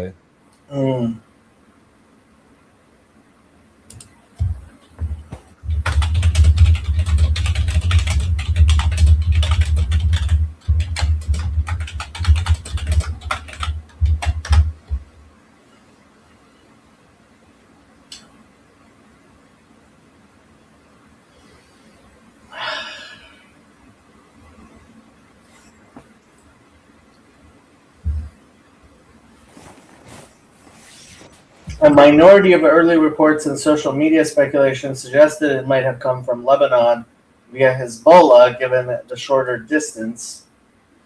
Some users noted Hezbollah's recent rocket exchange with Israel and potential proxy role in defending Iran. Have the Houthis been quiet?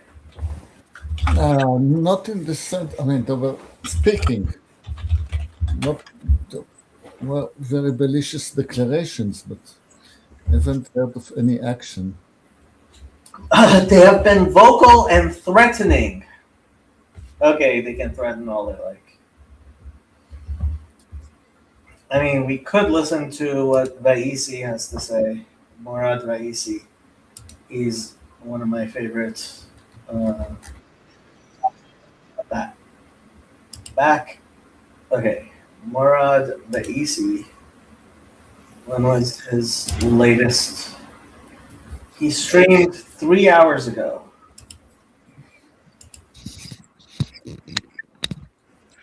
درود بر شما. بامداد دوشنبه 11 اسفند 1404 در ایران و شامگاه اول مارچ 2026 در شرق آمریکا. امروز نیم ساعت لایو رو زودتر شروع کردم چون متاسفانه باید نیم ساعت زودتر برم. خبرهایی که ما در ایران داریم این که میزان شدت حملات اسرائیل و آمریکا خیلی خیلی سنگین شده. در یک شنبه ما حملات بسیار شدیدی از آمریکا و اسرائیل دیدیم. Israel and the United States are heavily bombing Iran. Not exactly news, but that's what he's starting with. نه فقط به تهران، به مراکز سپاه در خیلی از شهرها. IRGC centers in many cities, not just Tehran. در الان ما با وضعیتی روبرو هستیم که میتونیم بگیم جمهوری اسلامی در آستانه سقوطه. He believes that the Islamic Republic is receding. داره به سقوط نزدیک میشه. It's getting close to collapsing. توازن قوا به هم خورده. نهادهایی که جمهوری اسلامی رو دارن نگه می‌دارن بشه.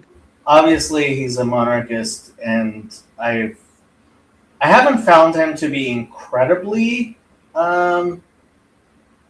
he's usually pretty like not delusional, so but he is a monarchist and has been for many years.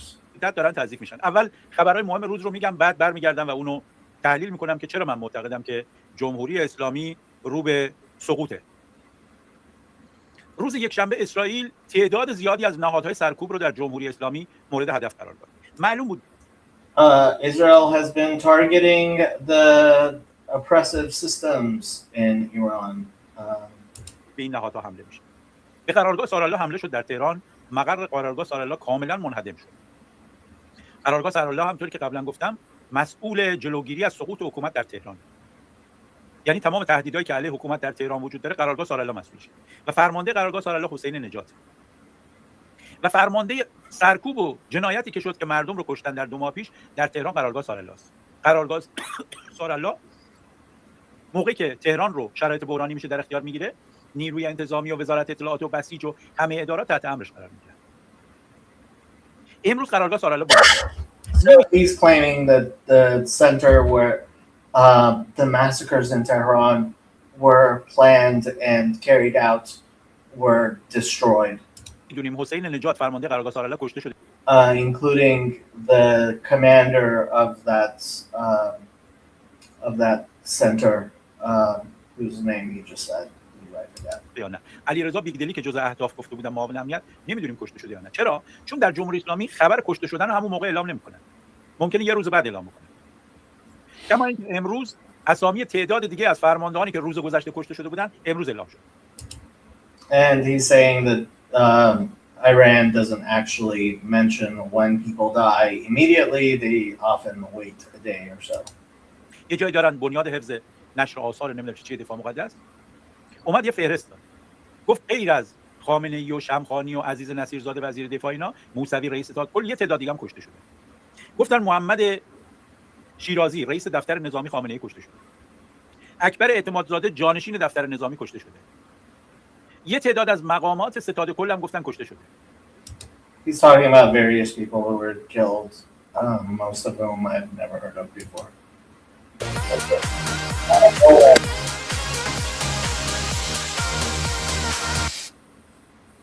معاون پشتیبانی ستاد کل نیروهای مسلح کشته شده.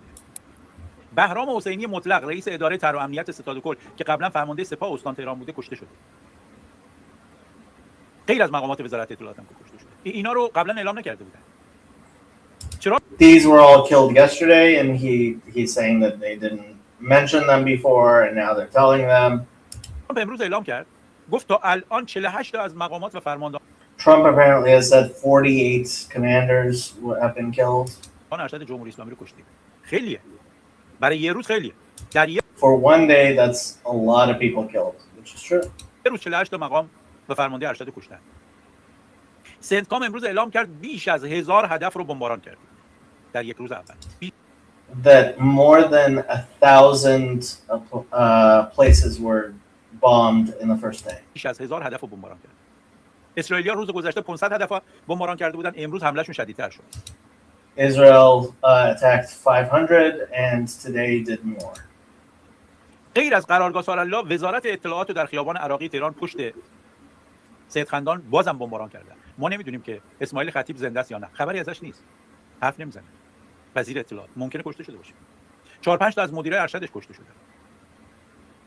غیر از قرارگاه سارالله و وزارت اطلاعات، ستاد فرماندهی کل انتظامی کشورم امروز بمباران شد. یعنی مقر احمدرضا رادان. نمیدونیم رادان در چه وضعیه.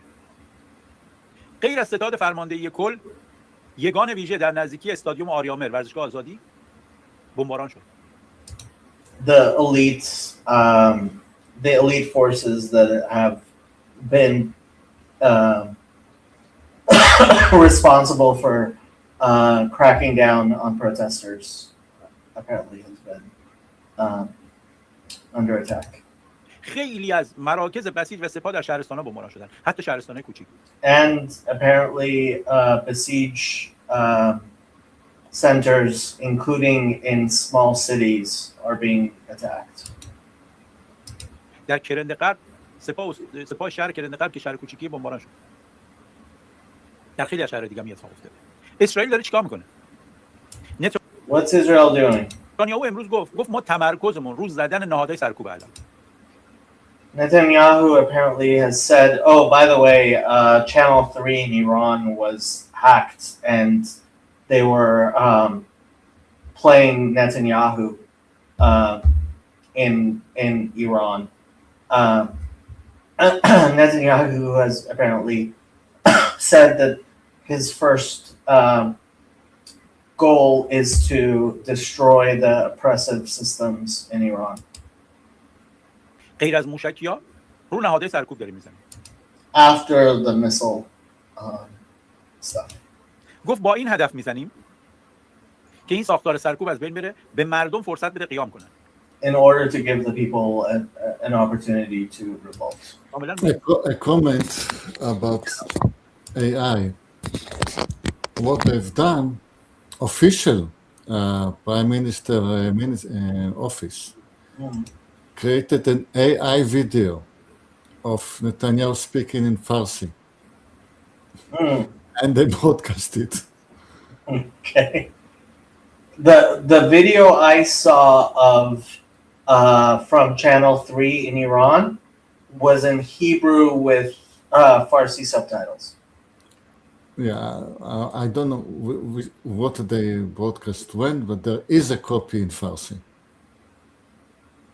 I mean, not subtitled, but the Prime Minister. You can find it for me? I would be interested in seeing a video of Netanyahu speaking in Farsi.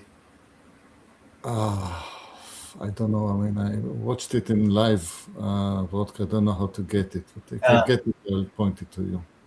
Moshe Katsav speaks Farsi. They could get him to do it.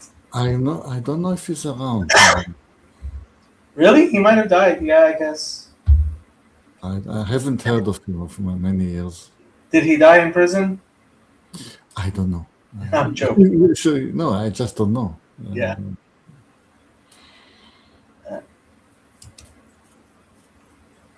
اسرائیل داره نهادهای سرکوب میزنه که این ساختار سرکوب متلاشی بشه و مردم قیام کنن. چرا مهمه ساختار سرکوب؟ جمهوری اسلامی فقط ساختار سرکوبش مونده. He's saying that all that's left of the Islamic Republic is the oppressive mechanisms. جمهوری اسلامی اونی که نگرش داشته نیرو سرکوبشه، یگان ویژه است، قرارگاه ساراللاز، سپاه تهران. امروز سپاه تهران رو بمباران کردن. در میدان سپاه بالای پل چوبی، از امام حسین میاد پل چوبی میره بالا میدان سپاه.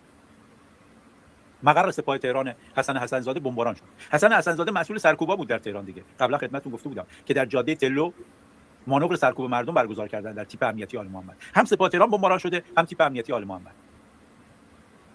اسرائیل داره نهادهای سرکوبگر رو میزنه. که این نهادهای سرکوبگر از بین برن، بسیج سپاه یگان ویژه اینا از بین برن، اطلاعات قرارگاه سارالله. I don't understand how he thinks the besieged can be destroyed by just destroying. I mean, unless you're actually taking out besieges, which I would be shocked if Israel has the capacity or the United States to kill besieges without huge amounts of civilian casualties. که به مردم اجازه بده بیان حکومت رو سرنگون کنن. اسرائیل امروز این رسما اصلا گفت. I commented about it last time. There will be always mistakes, but once you eliminated the air defense over Tehran, and you already have done that, you put a couple of drones over the city, and anybody who looks to you like a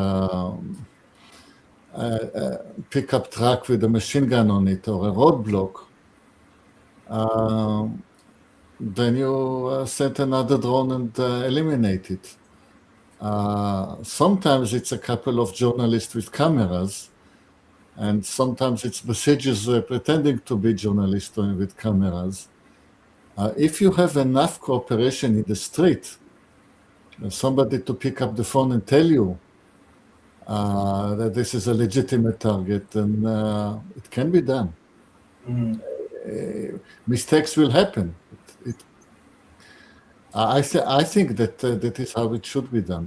I don't see any better way. I have a very hard time seeing how something like that doesn't end up with large amounts of civilian casualties. That's not the technology. Any mistake will be pinpoint. I mean, you're not dropping a bomb. You're sending a suicide drone or very.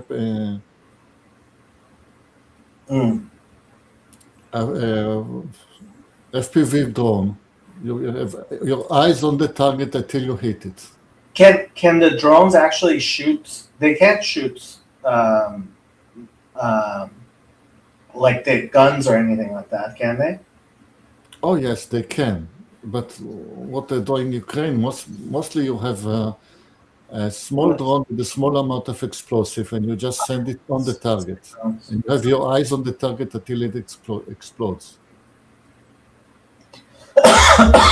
Interesting. It can be done. It's a bit of a coordination. We have a lot of experience in it in Gaza. Yeah, but Israel has so much dominance over Gaza's airspace. Yeah, but that's going to be the situation on Tehran. We have limited the air defenses over Tehran. But even then, Israel ended up having to send troops into Gaza.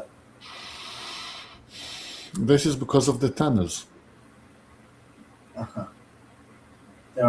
There wouldn't be any tunnels into Gaza. Yeah, I mean, there will be hiding, but as long as they're hiding, they're harmless. And I think this is what Trump said. He told them, if you just drop your weapons, then it's total immunity. We're not going to go after you. And if you pick up your weapons, you're dead. That's what he said. Mm-hmm. If there was such drone activity in Tehran, I think we would have heard about it. Oh, there will be. That's the next stage. They're too busy now with more urgent stuff. With the, yeah. ده بمباران بردن بالا. عرض کردم که امروز گفتن بیش از 1000 هدف رو تا حالا زدیم. امروز یه کار دیگه هم کردن آمریکایی‌ها. B2های رادارگریز آمریکا از خاک آمریکا بلند شدن اومدن. شهرهای موشکی سپاه بمباران کردن. So apparently B2 bombers are from the United States are bombing missile sites from the IRGC. با بمبای 2000 پوندی. 2,000 pound bombs. هواپیما رو از آمریکا بلند کردن. احتمالاً از پایگاه میزوری. دفعه قبلا که فوردو رو بمباران کردن از آمریکا تا اینجا اومدن 36 ساعت اومدن و رفتن. شهر موشکی رو بمباران کردن. ترامپ گفت که 9 تا ناو جمهوری اسلامی رو غرق کردیم. 9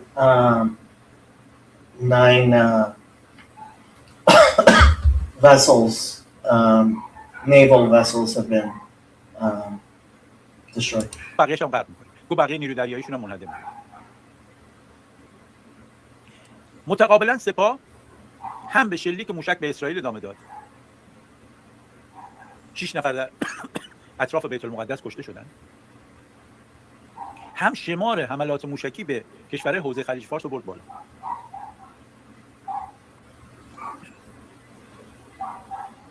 تا الان بیش از 200 موشک به قطر زده، 200 موشک و پهپاد، بیش از 200 200 missiles have been sent into Qatar. موشک به امارات زده. اماراتی‌ها امروز سفارتشون رو در ایران تعطیل کردن. سفیرشون هم صدا زدن گفتن اینجوری نمیشه کار. The Emirates have vacated their embassy in Iran. شما چیزی. عربستان سعودی امروز اعلام کرد اگه جمهوری اسلامی ادامه پیدا بکنه این حملاتش به ما جواب میدیم به حملات جمهوری اسلامی. Saudi Arabia has threatened to respond to the attacks on Saudi Arabia. یعنی میاد بمباران میکنه. اما مهمترین اتفاق امروز بیانیه مشترک سران آلمان، فرانسه و بریتانیا بود. The most important occurrence was a meeting from Germany and Britain. مرتز صدر اعظم آلمان، مکرون رئیس جمهور فرانسه and France. و استارمر نخست وزیر بریتانیا. بیانیه چی میگه؟ بیانیه میگه جمهوری اسلامی حملات رو گسترش داده به کشورهای دیگه و این غیر مسئولانه است. میگه ما تلاش کردیم جلوی این کارشو بگیریم، نشد. حالا چیکار؟ So apparently they're going to respond to Iran attacking its neighbors. نخست وزیر بریتانیا گفته این موشکایی که شلیک میکنه به سمت متحدین ما، به سمت نیروهای ما، اینا رو باید همون جایی که شلیک میشه از بین برد.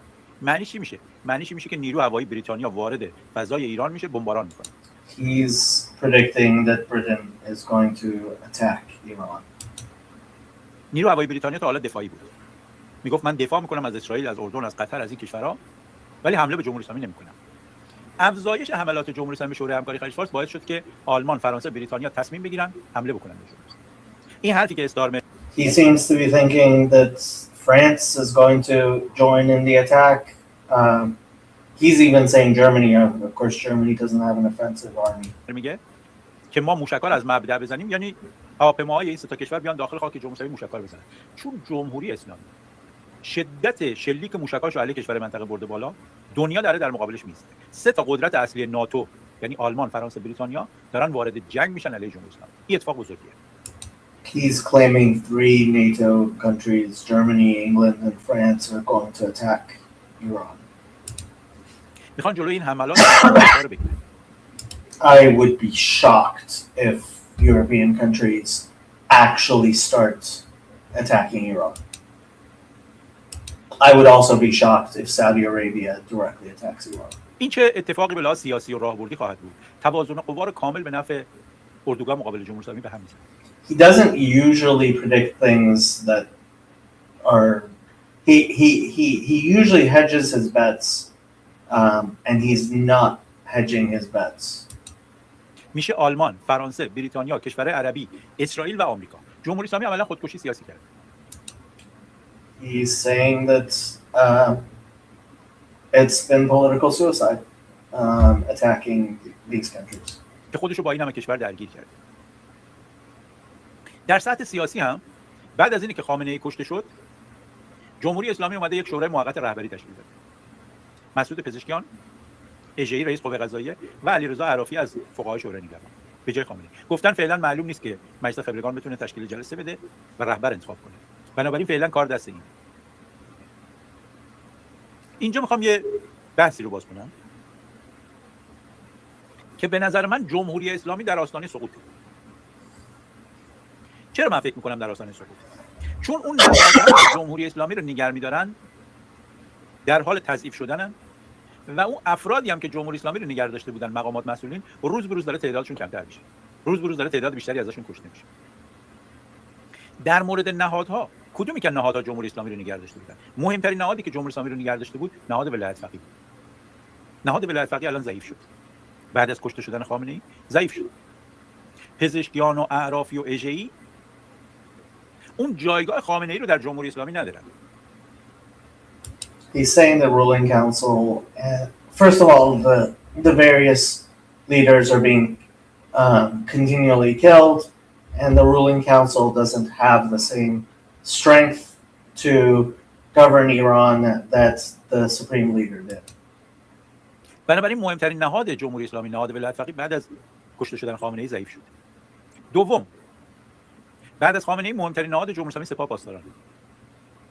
سپاه پاسداران هم به عنوان نهاد سپاه پاسداران ضعیف شده، هم تعداد زیادی از فرماندهان سرشناسش کشته شدن. And he's saying the IRGC is being destroyed. Its leadership has been killed. که رو تضعیفش اثر داره. به عنوان نهاد چرا تضعیف شده؟ سپاه پاسداران یک موقع قدرت تولید می‌کرد برای جمهوری اسلامی. قدرت پهپادی، قدرت دریایی، قدرت موشکی و قدرت نیابتی و قدرت سرکوب. همه اینا ضعیف شد. قدرت نیابتی که سلیمانی درست کرده بود برای جمهوری اسلامی، میگفت ما در 4 تا پایتخت عربی دولت تعیین می‌کنیم. در لبنان، سوریه، عراق و یمن الان متلاشی شد. He's saying the IRGC used to be a power center for Iran by Soleimani creating foreign vassals of sorts of Iran. Now it's not even capable of ruling in Iran. بعد از حمله 7 اکتبری که به اسرائیل کردن، اسرائیل ظرف 2 سال گذشته نیابتی‌های جمهوری اسلامی رو منهدم کرد. حزب الله رو منهدم کرده، نصرالله رو کشته، فرماندهانش رو کشته، حماس رو منهدم کرده، اسماعیل هنیه رو کشته، محمد ضیف رو کشته، یحیی سنوار رو کشته، هشت شعبی عراق رو ضعیف کرده، حوثی‌ها رو ضعیف کرده. اون شبکه‌ای که از گروه‌های نیابتی درست کرده بود جمهوری اسلامی، این شبکه منهدم شد. بنابراین قدرت جمهوری اسلامی در حوزه شبکه گروه‌های نیابتی و هلال شیعی و محور مقاومت این چیزا که میگفتن تا حد زیادی منهدم شده. چون این منهدم شده، قدرت سپاه کم شده، قدرت سپاه کم میشه، قدرت جمهوری اسلامی کم میشه. این حوزه. قدرت پهپادی سپاه از بین رفته. سپاه میگه من پهپاد دارم، با پهپاد میتونم به اسرائیل و آمریکا و همه این کشورهای پایگاه آمریکا اینا حمله کنم. معلوم شد قدرت پهپادی سپاه قدرت پهپادی جدی نیست. ممکنه بتونه شمال عراق بزنه یا یه چند تا پهپاد به بحرین. He's saying it's been becoming obvious that the IRGC can't effectively attack anyone despite their claims. بزنه. ولی اون تصوری که از قدرت پهپادی سپاه بود اونم از بین رفته. پدافندهاشون از بین رفته، رادارهاشون از بین رفته. نهادهای سرکوبگر که اساس قدرت سپاه در داخل کشور بود ضعیف شد. وزارت اطلاعات ضعیف شده با این بمباران، با این کشته شدن مسئول. قرارگاه سالاره ضعیف شده. نیروی انتظامی ضعیف شده، یگان ویژه ضعیف شده. موقعی که این ضعیف میشه، جمهوری اسلامی هم ضعیف میشه. یک جای دیگه ای که سپاه ضعیف شده، تعداد زیادی از فرماندهان ارشدش کشته شده. بالاخره مهمن این آدما. They've killed a lot of elite leaders in the IRGC and these people were important people. شما الان نیرو قدس رو در دوره سلیمانی و در دوره قاآنی می‌بینید دیگه. در دوره سلیمانی در خاورمیانه برای جمهوری اسلامی قدرت ایجاد کرده. ولی بعد ترامپ جلوش وایساد، سلیمانی رو کشت. بعدم جلو بقیه‌اش وایسادن. حالا اون قدرت نیرو قدس از بین رفته، تعداد زیادی از فرماندهان ارشد سپاه کشته شدن. چون تعداد زیادی از فرماندهان ارشدش کشته شدن، این منجر به ضعف شده. قاسم سلیمانی کشته شده، محمد باقری کشته شده، غلامعلی رشید کشته شده، حسین سلامی کشته شده، امیرعلی حاجی زاده کشته شده، محمود باقری موشکی کشته شده، علی شمخانی کشته شده، محمد شیرازی کشته شده. خیلی فرماندهان سپاه کشته شدن. این روال ادامه هم داره. شما موقع فرماندهان سپاه کشته میشن، خود سپاه تضعیف میشه. بنابراین بعد از خود خامنه‌ای نهاد سپاه داره تضعیف میشه. وزارت اطلاعات هم داره تضعیف میشه. نیروی انتظامی هم داره تضعیف میشه. یگان ویژه هم داره تضعیف میشه. و روز به روز موقعی که اسرائیل و آمریکا اماکنشون رو میزنن، تجهیزاتشون رو میزنن، فرماندهاشون رو میزنن، ارتباطاتشون دچار آسیب میشه، ما میبینیم اون نهادهایی که جمهوری اسلامی رو نگه داشتن ضعیف میشه. خامنه‌ای هم نیست. نوع ارتباطاتشون هم دچار بحران شده. همشون میترسن که کشته بشن. به نظرم این باعث شده جمهوری اسلامی به سقوط نزدیک. He's not explaining how something else is going to take over. He's talking about things being weakened. I don't know why he's not mentioning the possibility that Iran is going to disintegrate. نزدیک‌تر بشه. از اون ور به لحاظ اقتصادی وضعشون خیلی خرابه، به لحاظ فرهنگی اجتماعی مردم قبولشون ندارن و بعد از این جنایت بزرگی هم که کردن در 18 دی، یک خشم و تنفر ملی هم ازشون وجود داره. من بر اساس این فکر می‌کنم جمهوری اسلامی در یکی از آسیب پذیرترین نقاطشه. و این حمله خارجی و خشم و تنفر ملی و قیامی که در پیشه، این میتونه جمهوری اسلامی سرنگون کنه. این حملات He's saying that people are angry because of the financial situation, because of the massacres, and they might revolt. مدام همینجوری گفتن افزایش پیدا کنه، فرمانده‌های سپاه رو بکشه، مقامات جمهوری اسلامی بکشه، یواش یواش فرو میریزه. به همین دلیل من معتقدم به دلیل ضعیف‌تر شدن خیلی از نهادهای نگهدارنده جمهوری اسلامی مثل رهبری و سپاه و اطلاعات و یگان ویژه و دادگاه انقلاب و همه اینا که ضعیف شدن و به دلیل کشته شدن خیلی از مقامات و فرمانده‌های ارشدی که نماد جمهوری اسلامی هستند و به دلیلی که حملات اسرائیل و آمریکا تشدید خواهد شد و این روند بیشتر خواهد شد و به دلیلی که مردم هم آماده قیامن، خشم و تنفر دارن، مجموع اینا جمهوری اسلامی رو داره میبره به سمت سقوط. سقوطش به چه شکل رخ خواهد داد؟ آیا ما شاهد این خواهیم بود که مثلا با یه شیب ملایمی میره؟ نه. معمولا سرنگونی با یه شیب تندیه. He's saying that it's going to be a very steep decline. It's not going to be a slow decline. یعنی همینجوری آمریکا و اسرائیل میزنن مقامات رو میزنن، نهادها رو میزنن، ضعیف میکنن، بعد اون لحظه آخر سرنگونیش ممکنه در نصف روز رخ بده، در یه روز حد اکثر رخ بده. He's saying that it might be just half a day or a day when it takes. I don't understand how he thinks this is possible. He knows enough about the necessity of a military controlling. He's not talking about the Artesh taking over. He's not talking about what is going to replace the IRGC and the Basij and the Artesh. یعنی یه روز می‌بینی که تعداد زیادی از مقامات کشته میشن، نهادها اون کنترلشون رو بر کشور از دست میدن، مردم می‌بینی میان بیرون قیام میکنن، اسرائیل و آمریکا بمباران‌های آخرشون رو میکنن، مقامات کشته میشن، احساس فرار بهشون دست میده مردم هم نهادها رو میگیرن سقوط میکنن. الان He's saying that people are going to revolt, but like revolting people can't hold a country. این ظاهرش رو نگاه نکنید که هنوز ظاهرا سر پاست. این همینجوری ادامه پیدا کنه یه دفعه در نصف روز ممکنه سقوط بکنه. من نمیخوام جدول زمانی تعیین کنم بگم این هفته اتفاق میفته، هفته بعد اتفاق میفته، یه ماه بعد اتفاق میفته، ولی خیلی سرعتش رفته بالا. من خودم پیش بینی می‌کنم که ظرف 2 هفته جنگ جمهوری اسلامی رو شکست میدن. He's saying that within 2 weeks of war, the Islamic Republic is going to fall. خیلی نزدیک اون لحظه که مردم قیام بکنن. ترکیب این حملات و قیام داخلی جواب میده. اینا فکر می‌کردن با حمله هوایی سرنگون نمیشن. جمهوری اسلامی یه اشتباهی که کرد، فکر کرد با حمله هوایی سرنگون نمیشه. در حالی که همین الان با حمله هوایی داره میره که سرنگون بشه. تضعیف میشه، بعد مردم قیام میکنن علیهش. اصولا خامنه‌ای خیلی محاسباتش اشتباه بود. خیلی محاسبات. I'm sorry, but this is ridiculous. I don't understand how he thinks this is a serious analysis of what could possibly happen. کار دست خودش. اون روزی که حماس 7 اکتبر حمله کرد به اسرائیل، خامنه‌ای در دانشگاه افسری من یادمه گفت اسرائیل شکست خورده، شکست غیر قابل جبران.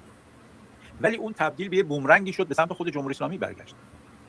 حماس از بین رفت، جهاد اسلامی از بین رفت، حزب الله شکست خورد، نصرالله کشته شد، اسد سرنگون شد رفت. جمهوری اسلامی فکر می‌کرد که بازدارندگی داره بهش حمله نمیشه. من یادمه محمد باقری با همین محمد حسین رنجبران خبرنگار صدا و سیما یک موقعی مصاحبه می‌کرد. محمد باقری رئیس ستادکل نیروهای مسلح بود، عالی‌ترین مقام نظامی بعد از خامنه‌ای. سوال اول ازش این بود که وضع نیروهای مسلح چطوره؟ گفت اینقدر قوییم که هیچکی نمیتونه بهمون حمله کنه. گفت حمله نظامی نمیتونن بکنن. خب امسال 2 بار ابطال این ثابت شد. جمهوری اسلامی و فرماندهاش اشتباه بود. غلام علی رشید فکر می‌کرد نبرد زمینیه، میگفت شکستش میدیم. میشه؟ بذارید فکر می‌کنم درست شد. حالا اگر درست نبود بعداً درست کنم. تصورش اشتباه بود. تصورش اینه که ما با حمله هوایی سرنگون نمیشیم. شد، داره میشه. تصور خامنه‌ای این بود که مذاکره نمی‌کنیم. This is not serious. This is not serious. ما فرماندهای ارشدش کشته میشن. من معتقدم با این مقدماتی که خدمتتون عرض کردم جمهوری اسلامی رو به سقوطه. تعداد زیادی از فرماندهای سپاهش داره کشته میشه. به تدریج اون کسانی که در رأس بودن و چهره بودن حذف میشن. مقامات دارن کشته میشن. نهادهای جمهوری اسلامی خامنه‌ای بی‌خاصیتشون کرده بود، حالا بدون خامنه‌ای نمیتونن اداره کنن.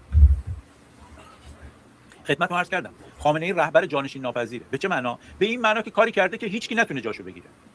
الان که نیست همشون گیج شدن که چیکار کنن. دولت رو ضعیف کرده، مجلس رو ضعیف کرده، قوه قضاییه رو ضعیف کرده، همه نهادها رو ضعیف کرده. حالا که خودش رفته و کشته شده، همه کارا قفل شد. هیچ کدوم از اینا عادت ندارن بدون خامنه‌ای تصمیم بگیرن. و چون عادت نکردن بدون خامنه‌ای تصمیم بگیرن، بلد نیستن تصمیم بگیرن. اینی که این همه دارن حمله موشکی میکنن به کشور منطقه، این یه جور بلد نبودن تصمیم گیریه. چون باعث شد آلمان و فرانسه و بریتانیا وارد جنگ بشن، گفتن وارد جنگ میشیم. عربستان سعودی هم امروز اعلام کرد اگر ادامه بدید منم بهتون حمله میکنم. امارات هم سفارتش رو تعطیل کرد. این یعنی که تصمیم گیری بلد نیستن دیگه. کسی که میجنگه منطقاً در جنگ باید شما تعداد متحداتون رو بیشتر کنید، تعداد دشمناتون رو کمتر کنید. Honestly, this is the most ridiculous thing he's said yet. I have never had the experience of who is the new guy the Iranian protesters want? Or is this just a power vacuum? The protesters have been talking, I mean, this is the monarchist flag, and the monarchy would be Reza Pahlavi. He's the only person anybody's seriously talking about.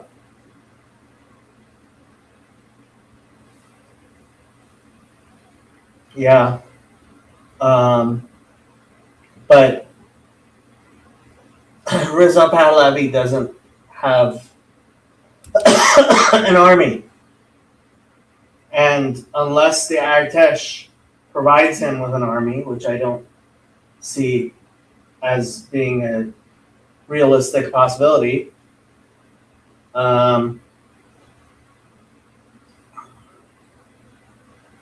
there's no real there.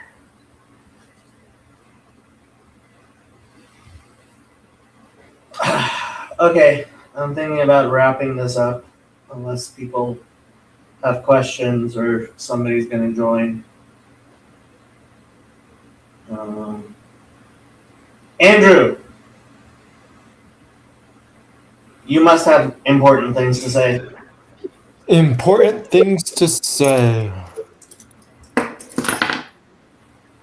What do I know? I don't know. We gotta study some Bible. We do? Yeah, it's important. When every one of these Just Chatting streams, we gotta study some Bible. We do? Yeah, we gotta. Yeah, it's important. It is? It's important. It's important. All right. The real Bible or the Christian Bible? The one we both agree on. Oh, okay. Give me a moment. Let me pull it up. I'm and make giving sure I you get a the right moment. thing. Although Make sure that I have the. a 50-pound poodle is kind of Yeah, standing right on top of you. correct. You know, you keep on getting bigger and bigger, Lucky.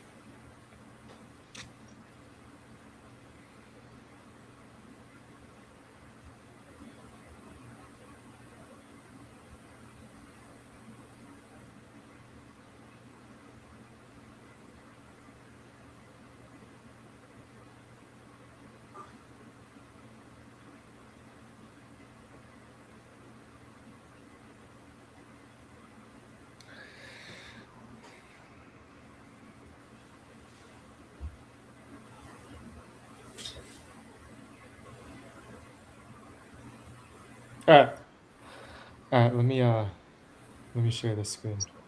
You are going to share your screen? Yeah.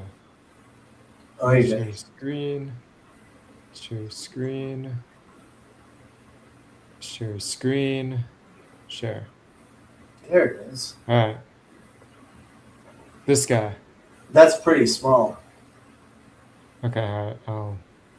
I'll make it bigger.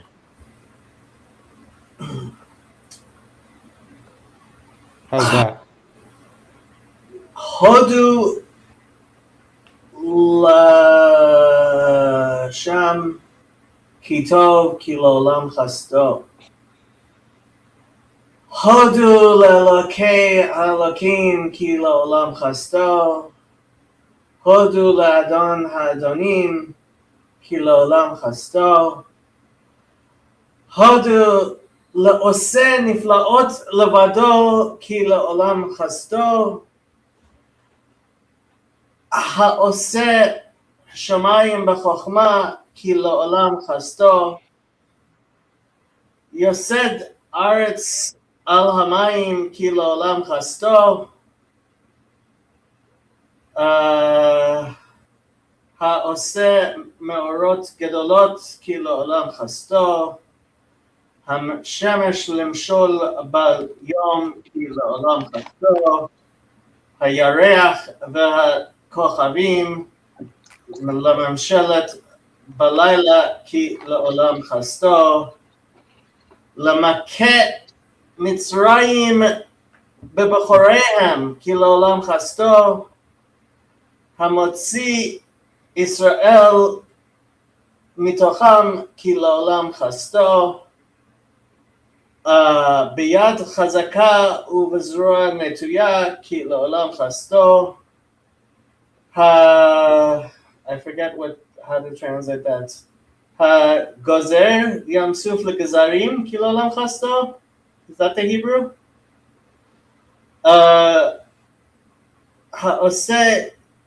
המעביר ישראל בתוכם כי לעולם חסדו. המפיל פרעה וחילו בים סוף כי לעולם חסדו, המנהיג עמו במדבר כי לעולם חסדו. I'm trying to remember the Hebrew. המכה מלכים גדולים כי לעולם חסדו, ויהרוג מלכים something כי לעולם חסדו. I forgot what the word famous was in that verse. לסיחון מלך האמורי כי לעולם חסדו, ואוג מלך הבשן כי לעולם חסדו, מנחיל ארצם לנחלה כי לעולם חסדו, נחלה לישראל עבדו כי לעולם חסדו, הזוכר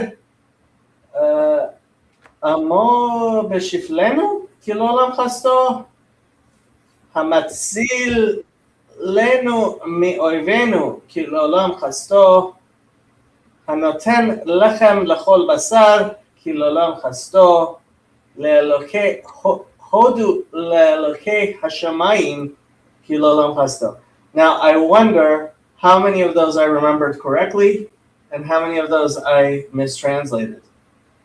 What do you think, Yoav? You're muted, Yoav.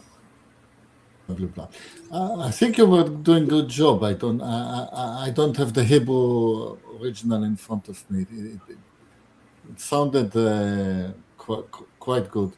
Now I posted the link. Yes. There is an opera, Achnaten by Philip Glass. Philip Glass is one of the, I think, 3 best composer of our time. Yeah. And it's about the pharaoh that started monotheism. And what you see is that some of the phrases that you use at the beginning, they go all the way back to his time.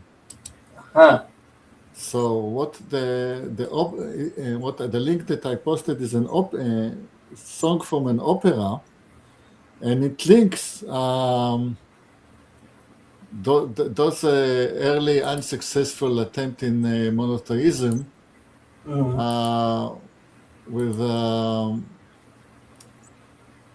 with the monotheistic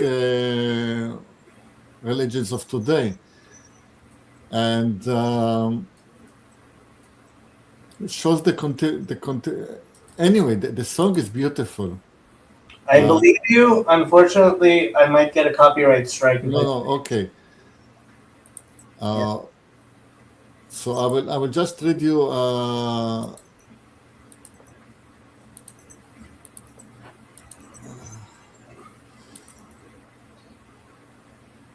Never mind. People can watch it later. It has the text. I mean, the link I have, it has the song and the text. And it's both in Egypt, in Hebrew. I mean, the second part of the song is in Hebrew, actually. The first part, yeah. Anyway, it's a very interesting opera. Modern. Yeah. But amazingly, it's modern good music. It's very, very hard to find modern good music. I believe you. Let me see if I can find the Hebrew of Psalm 136 so I can try to see if I remembered things even slightly well. There was a time when I used to recite that psalm in liturgy. Oy, that was a lot of thing.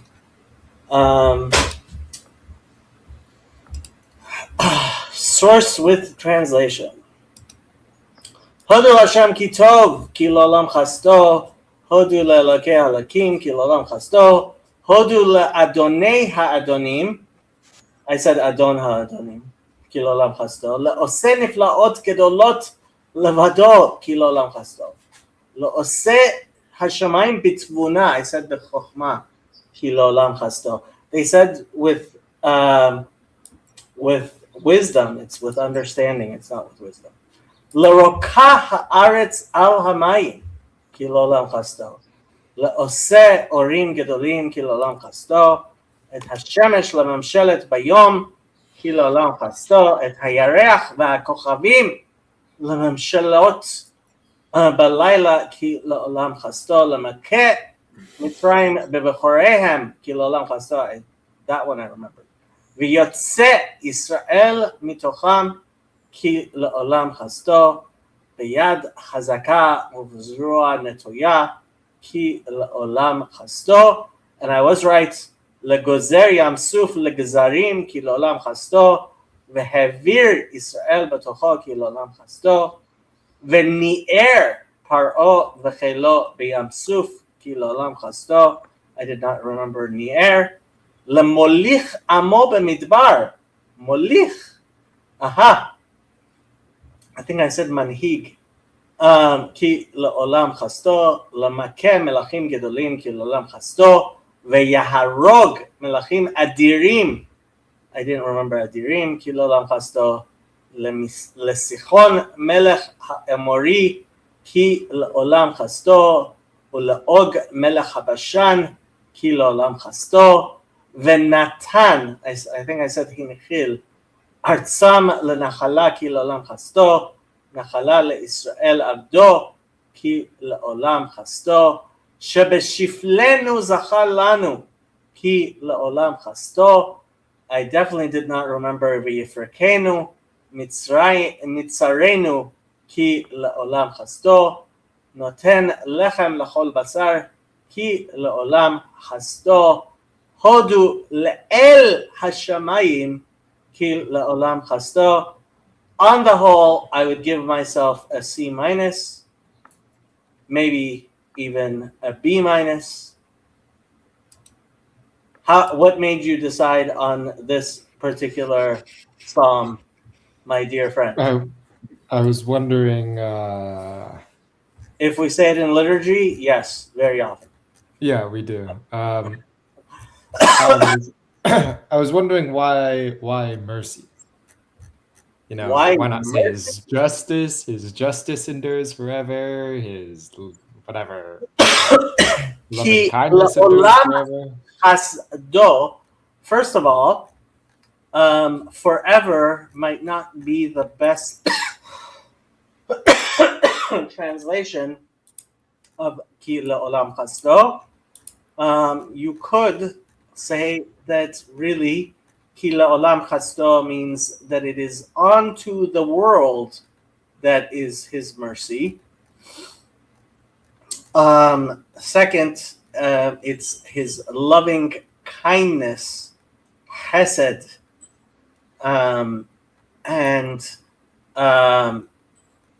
yeah, I mean, it's the right side. I don't know what to tell you. Why not his justice?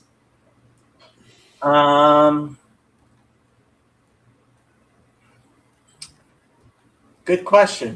Good question. Psalm 104. Barchi nafshi et Hashem.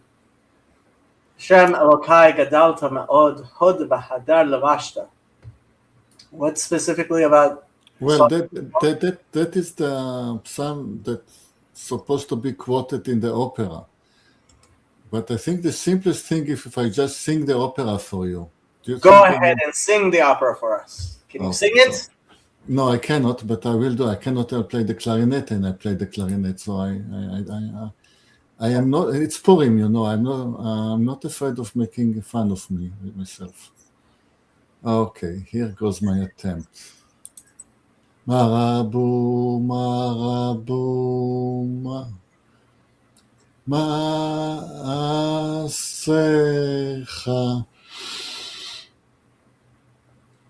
Hashem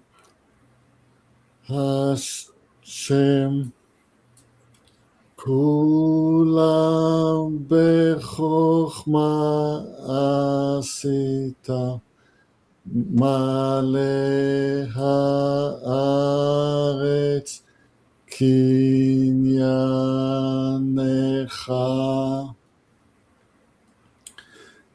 מלא הארץ קניינך.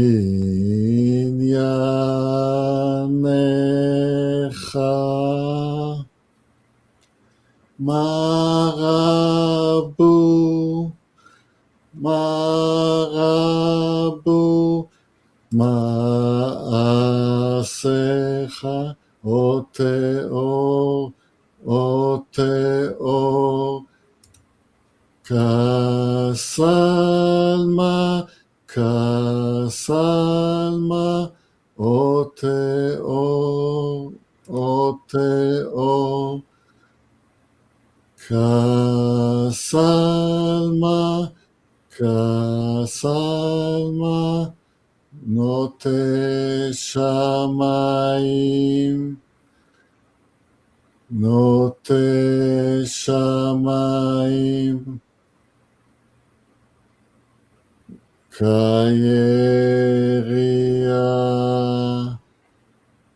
כירירה,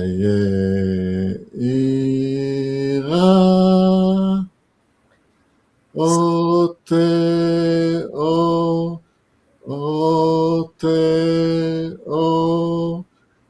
כסלמה, תשת חושך, ויהי לילה,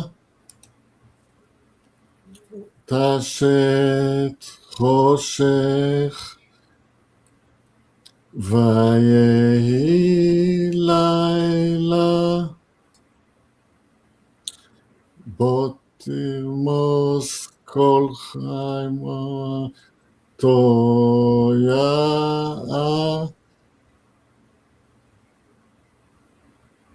בוא תרמיס כל חייתו יער.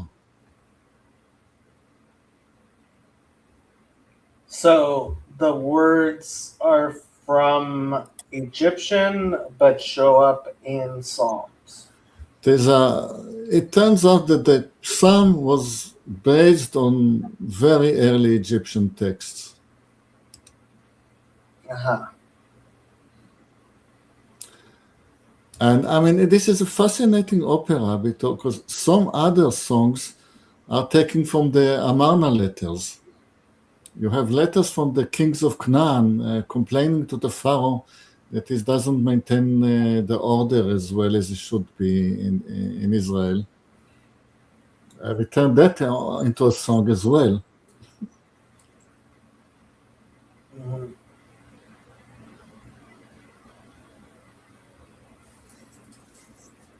This sounds like the type of thing Yosef would know about. I don't know that I would be amazed if Yosef knows about the opera. I think he will be amazed that the opera exists.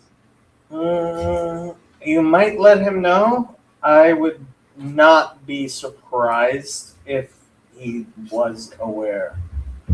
But well, I don't know how much is in. Well, you don't know. You don't know what the algorithm serves you. Yeah. The hypnotic repetitive rhythm, like Sufists, mystical music in Egypt, in the Hadra, and with a hymn that emphasizes the oneness of the Creator and how wonderful His creation is, and the balances He created between good and evil. My mind is practically blown by the comparison in addition to the visuals. Says whom? Mabruk Atis, 9 months ago, commenting on the opera. Yeah, my mind was blown because it's good music. Rabbeinu, how are you doing? How to understand the world. If you would like to join briefly, We might go another 20 minutes or so. But otherwise, I have to get up in the morning and go to work. And tomorrow is, glad to see you, Rabbi.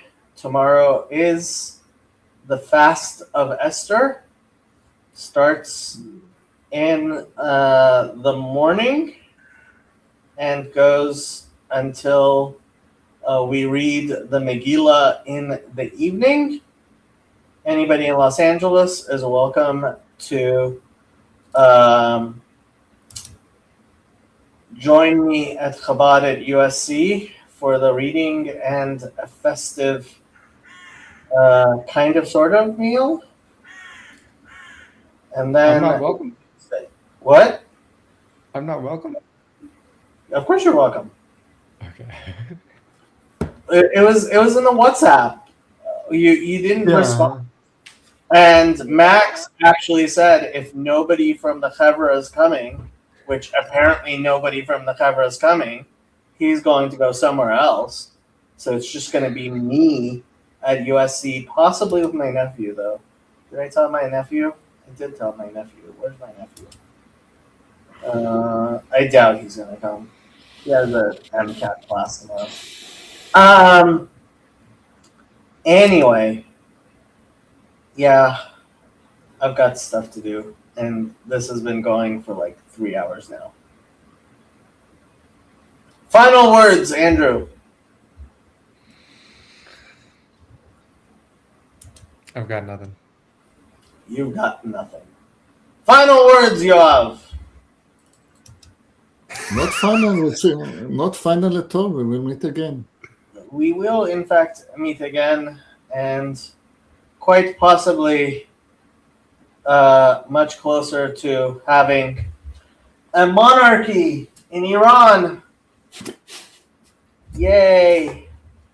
And this man may be the king of Iran sometime soon.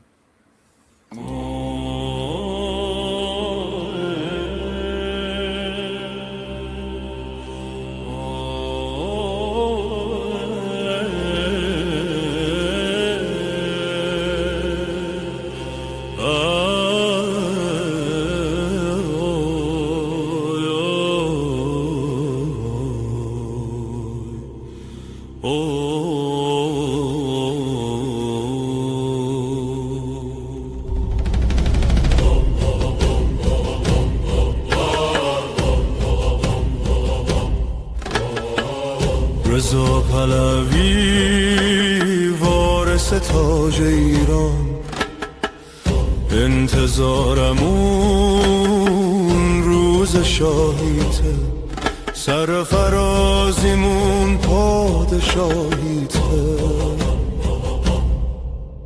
زن زندگی آزادی مرد میهن آبادی جاوید شاه جاوید شاه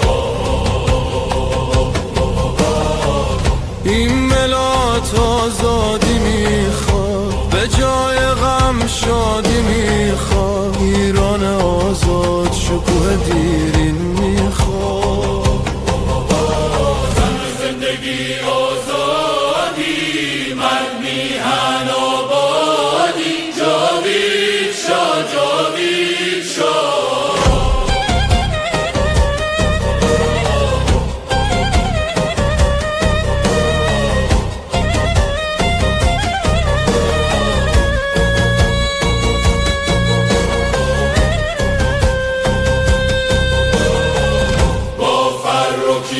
مردم ایران بازگشت تو را از خود میخوان ایران آزاد میشه شاه برمیگرده این آخرین نبرده پهلوی برمیگرده زن زندگی آزادی مرد میهن آبادی جاوید شاه جاوید شاه این آخرین نبرد پهلوی برمیگرده جاوید شاه جاوید شاه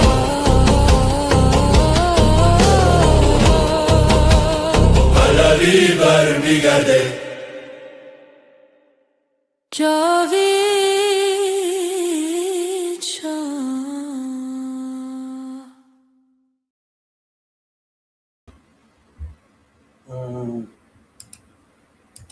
I will answer Rabbi Mullet because Rabbi Mullet asked the question. Do we want a monarchy in Iran? It is the only good way forward that I can currently see. Bye, people.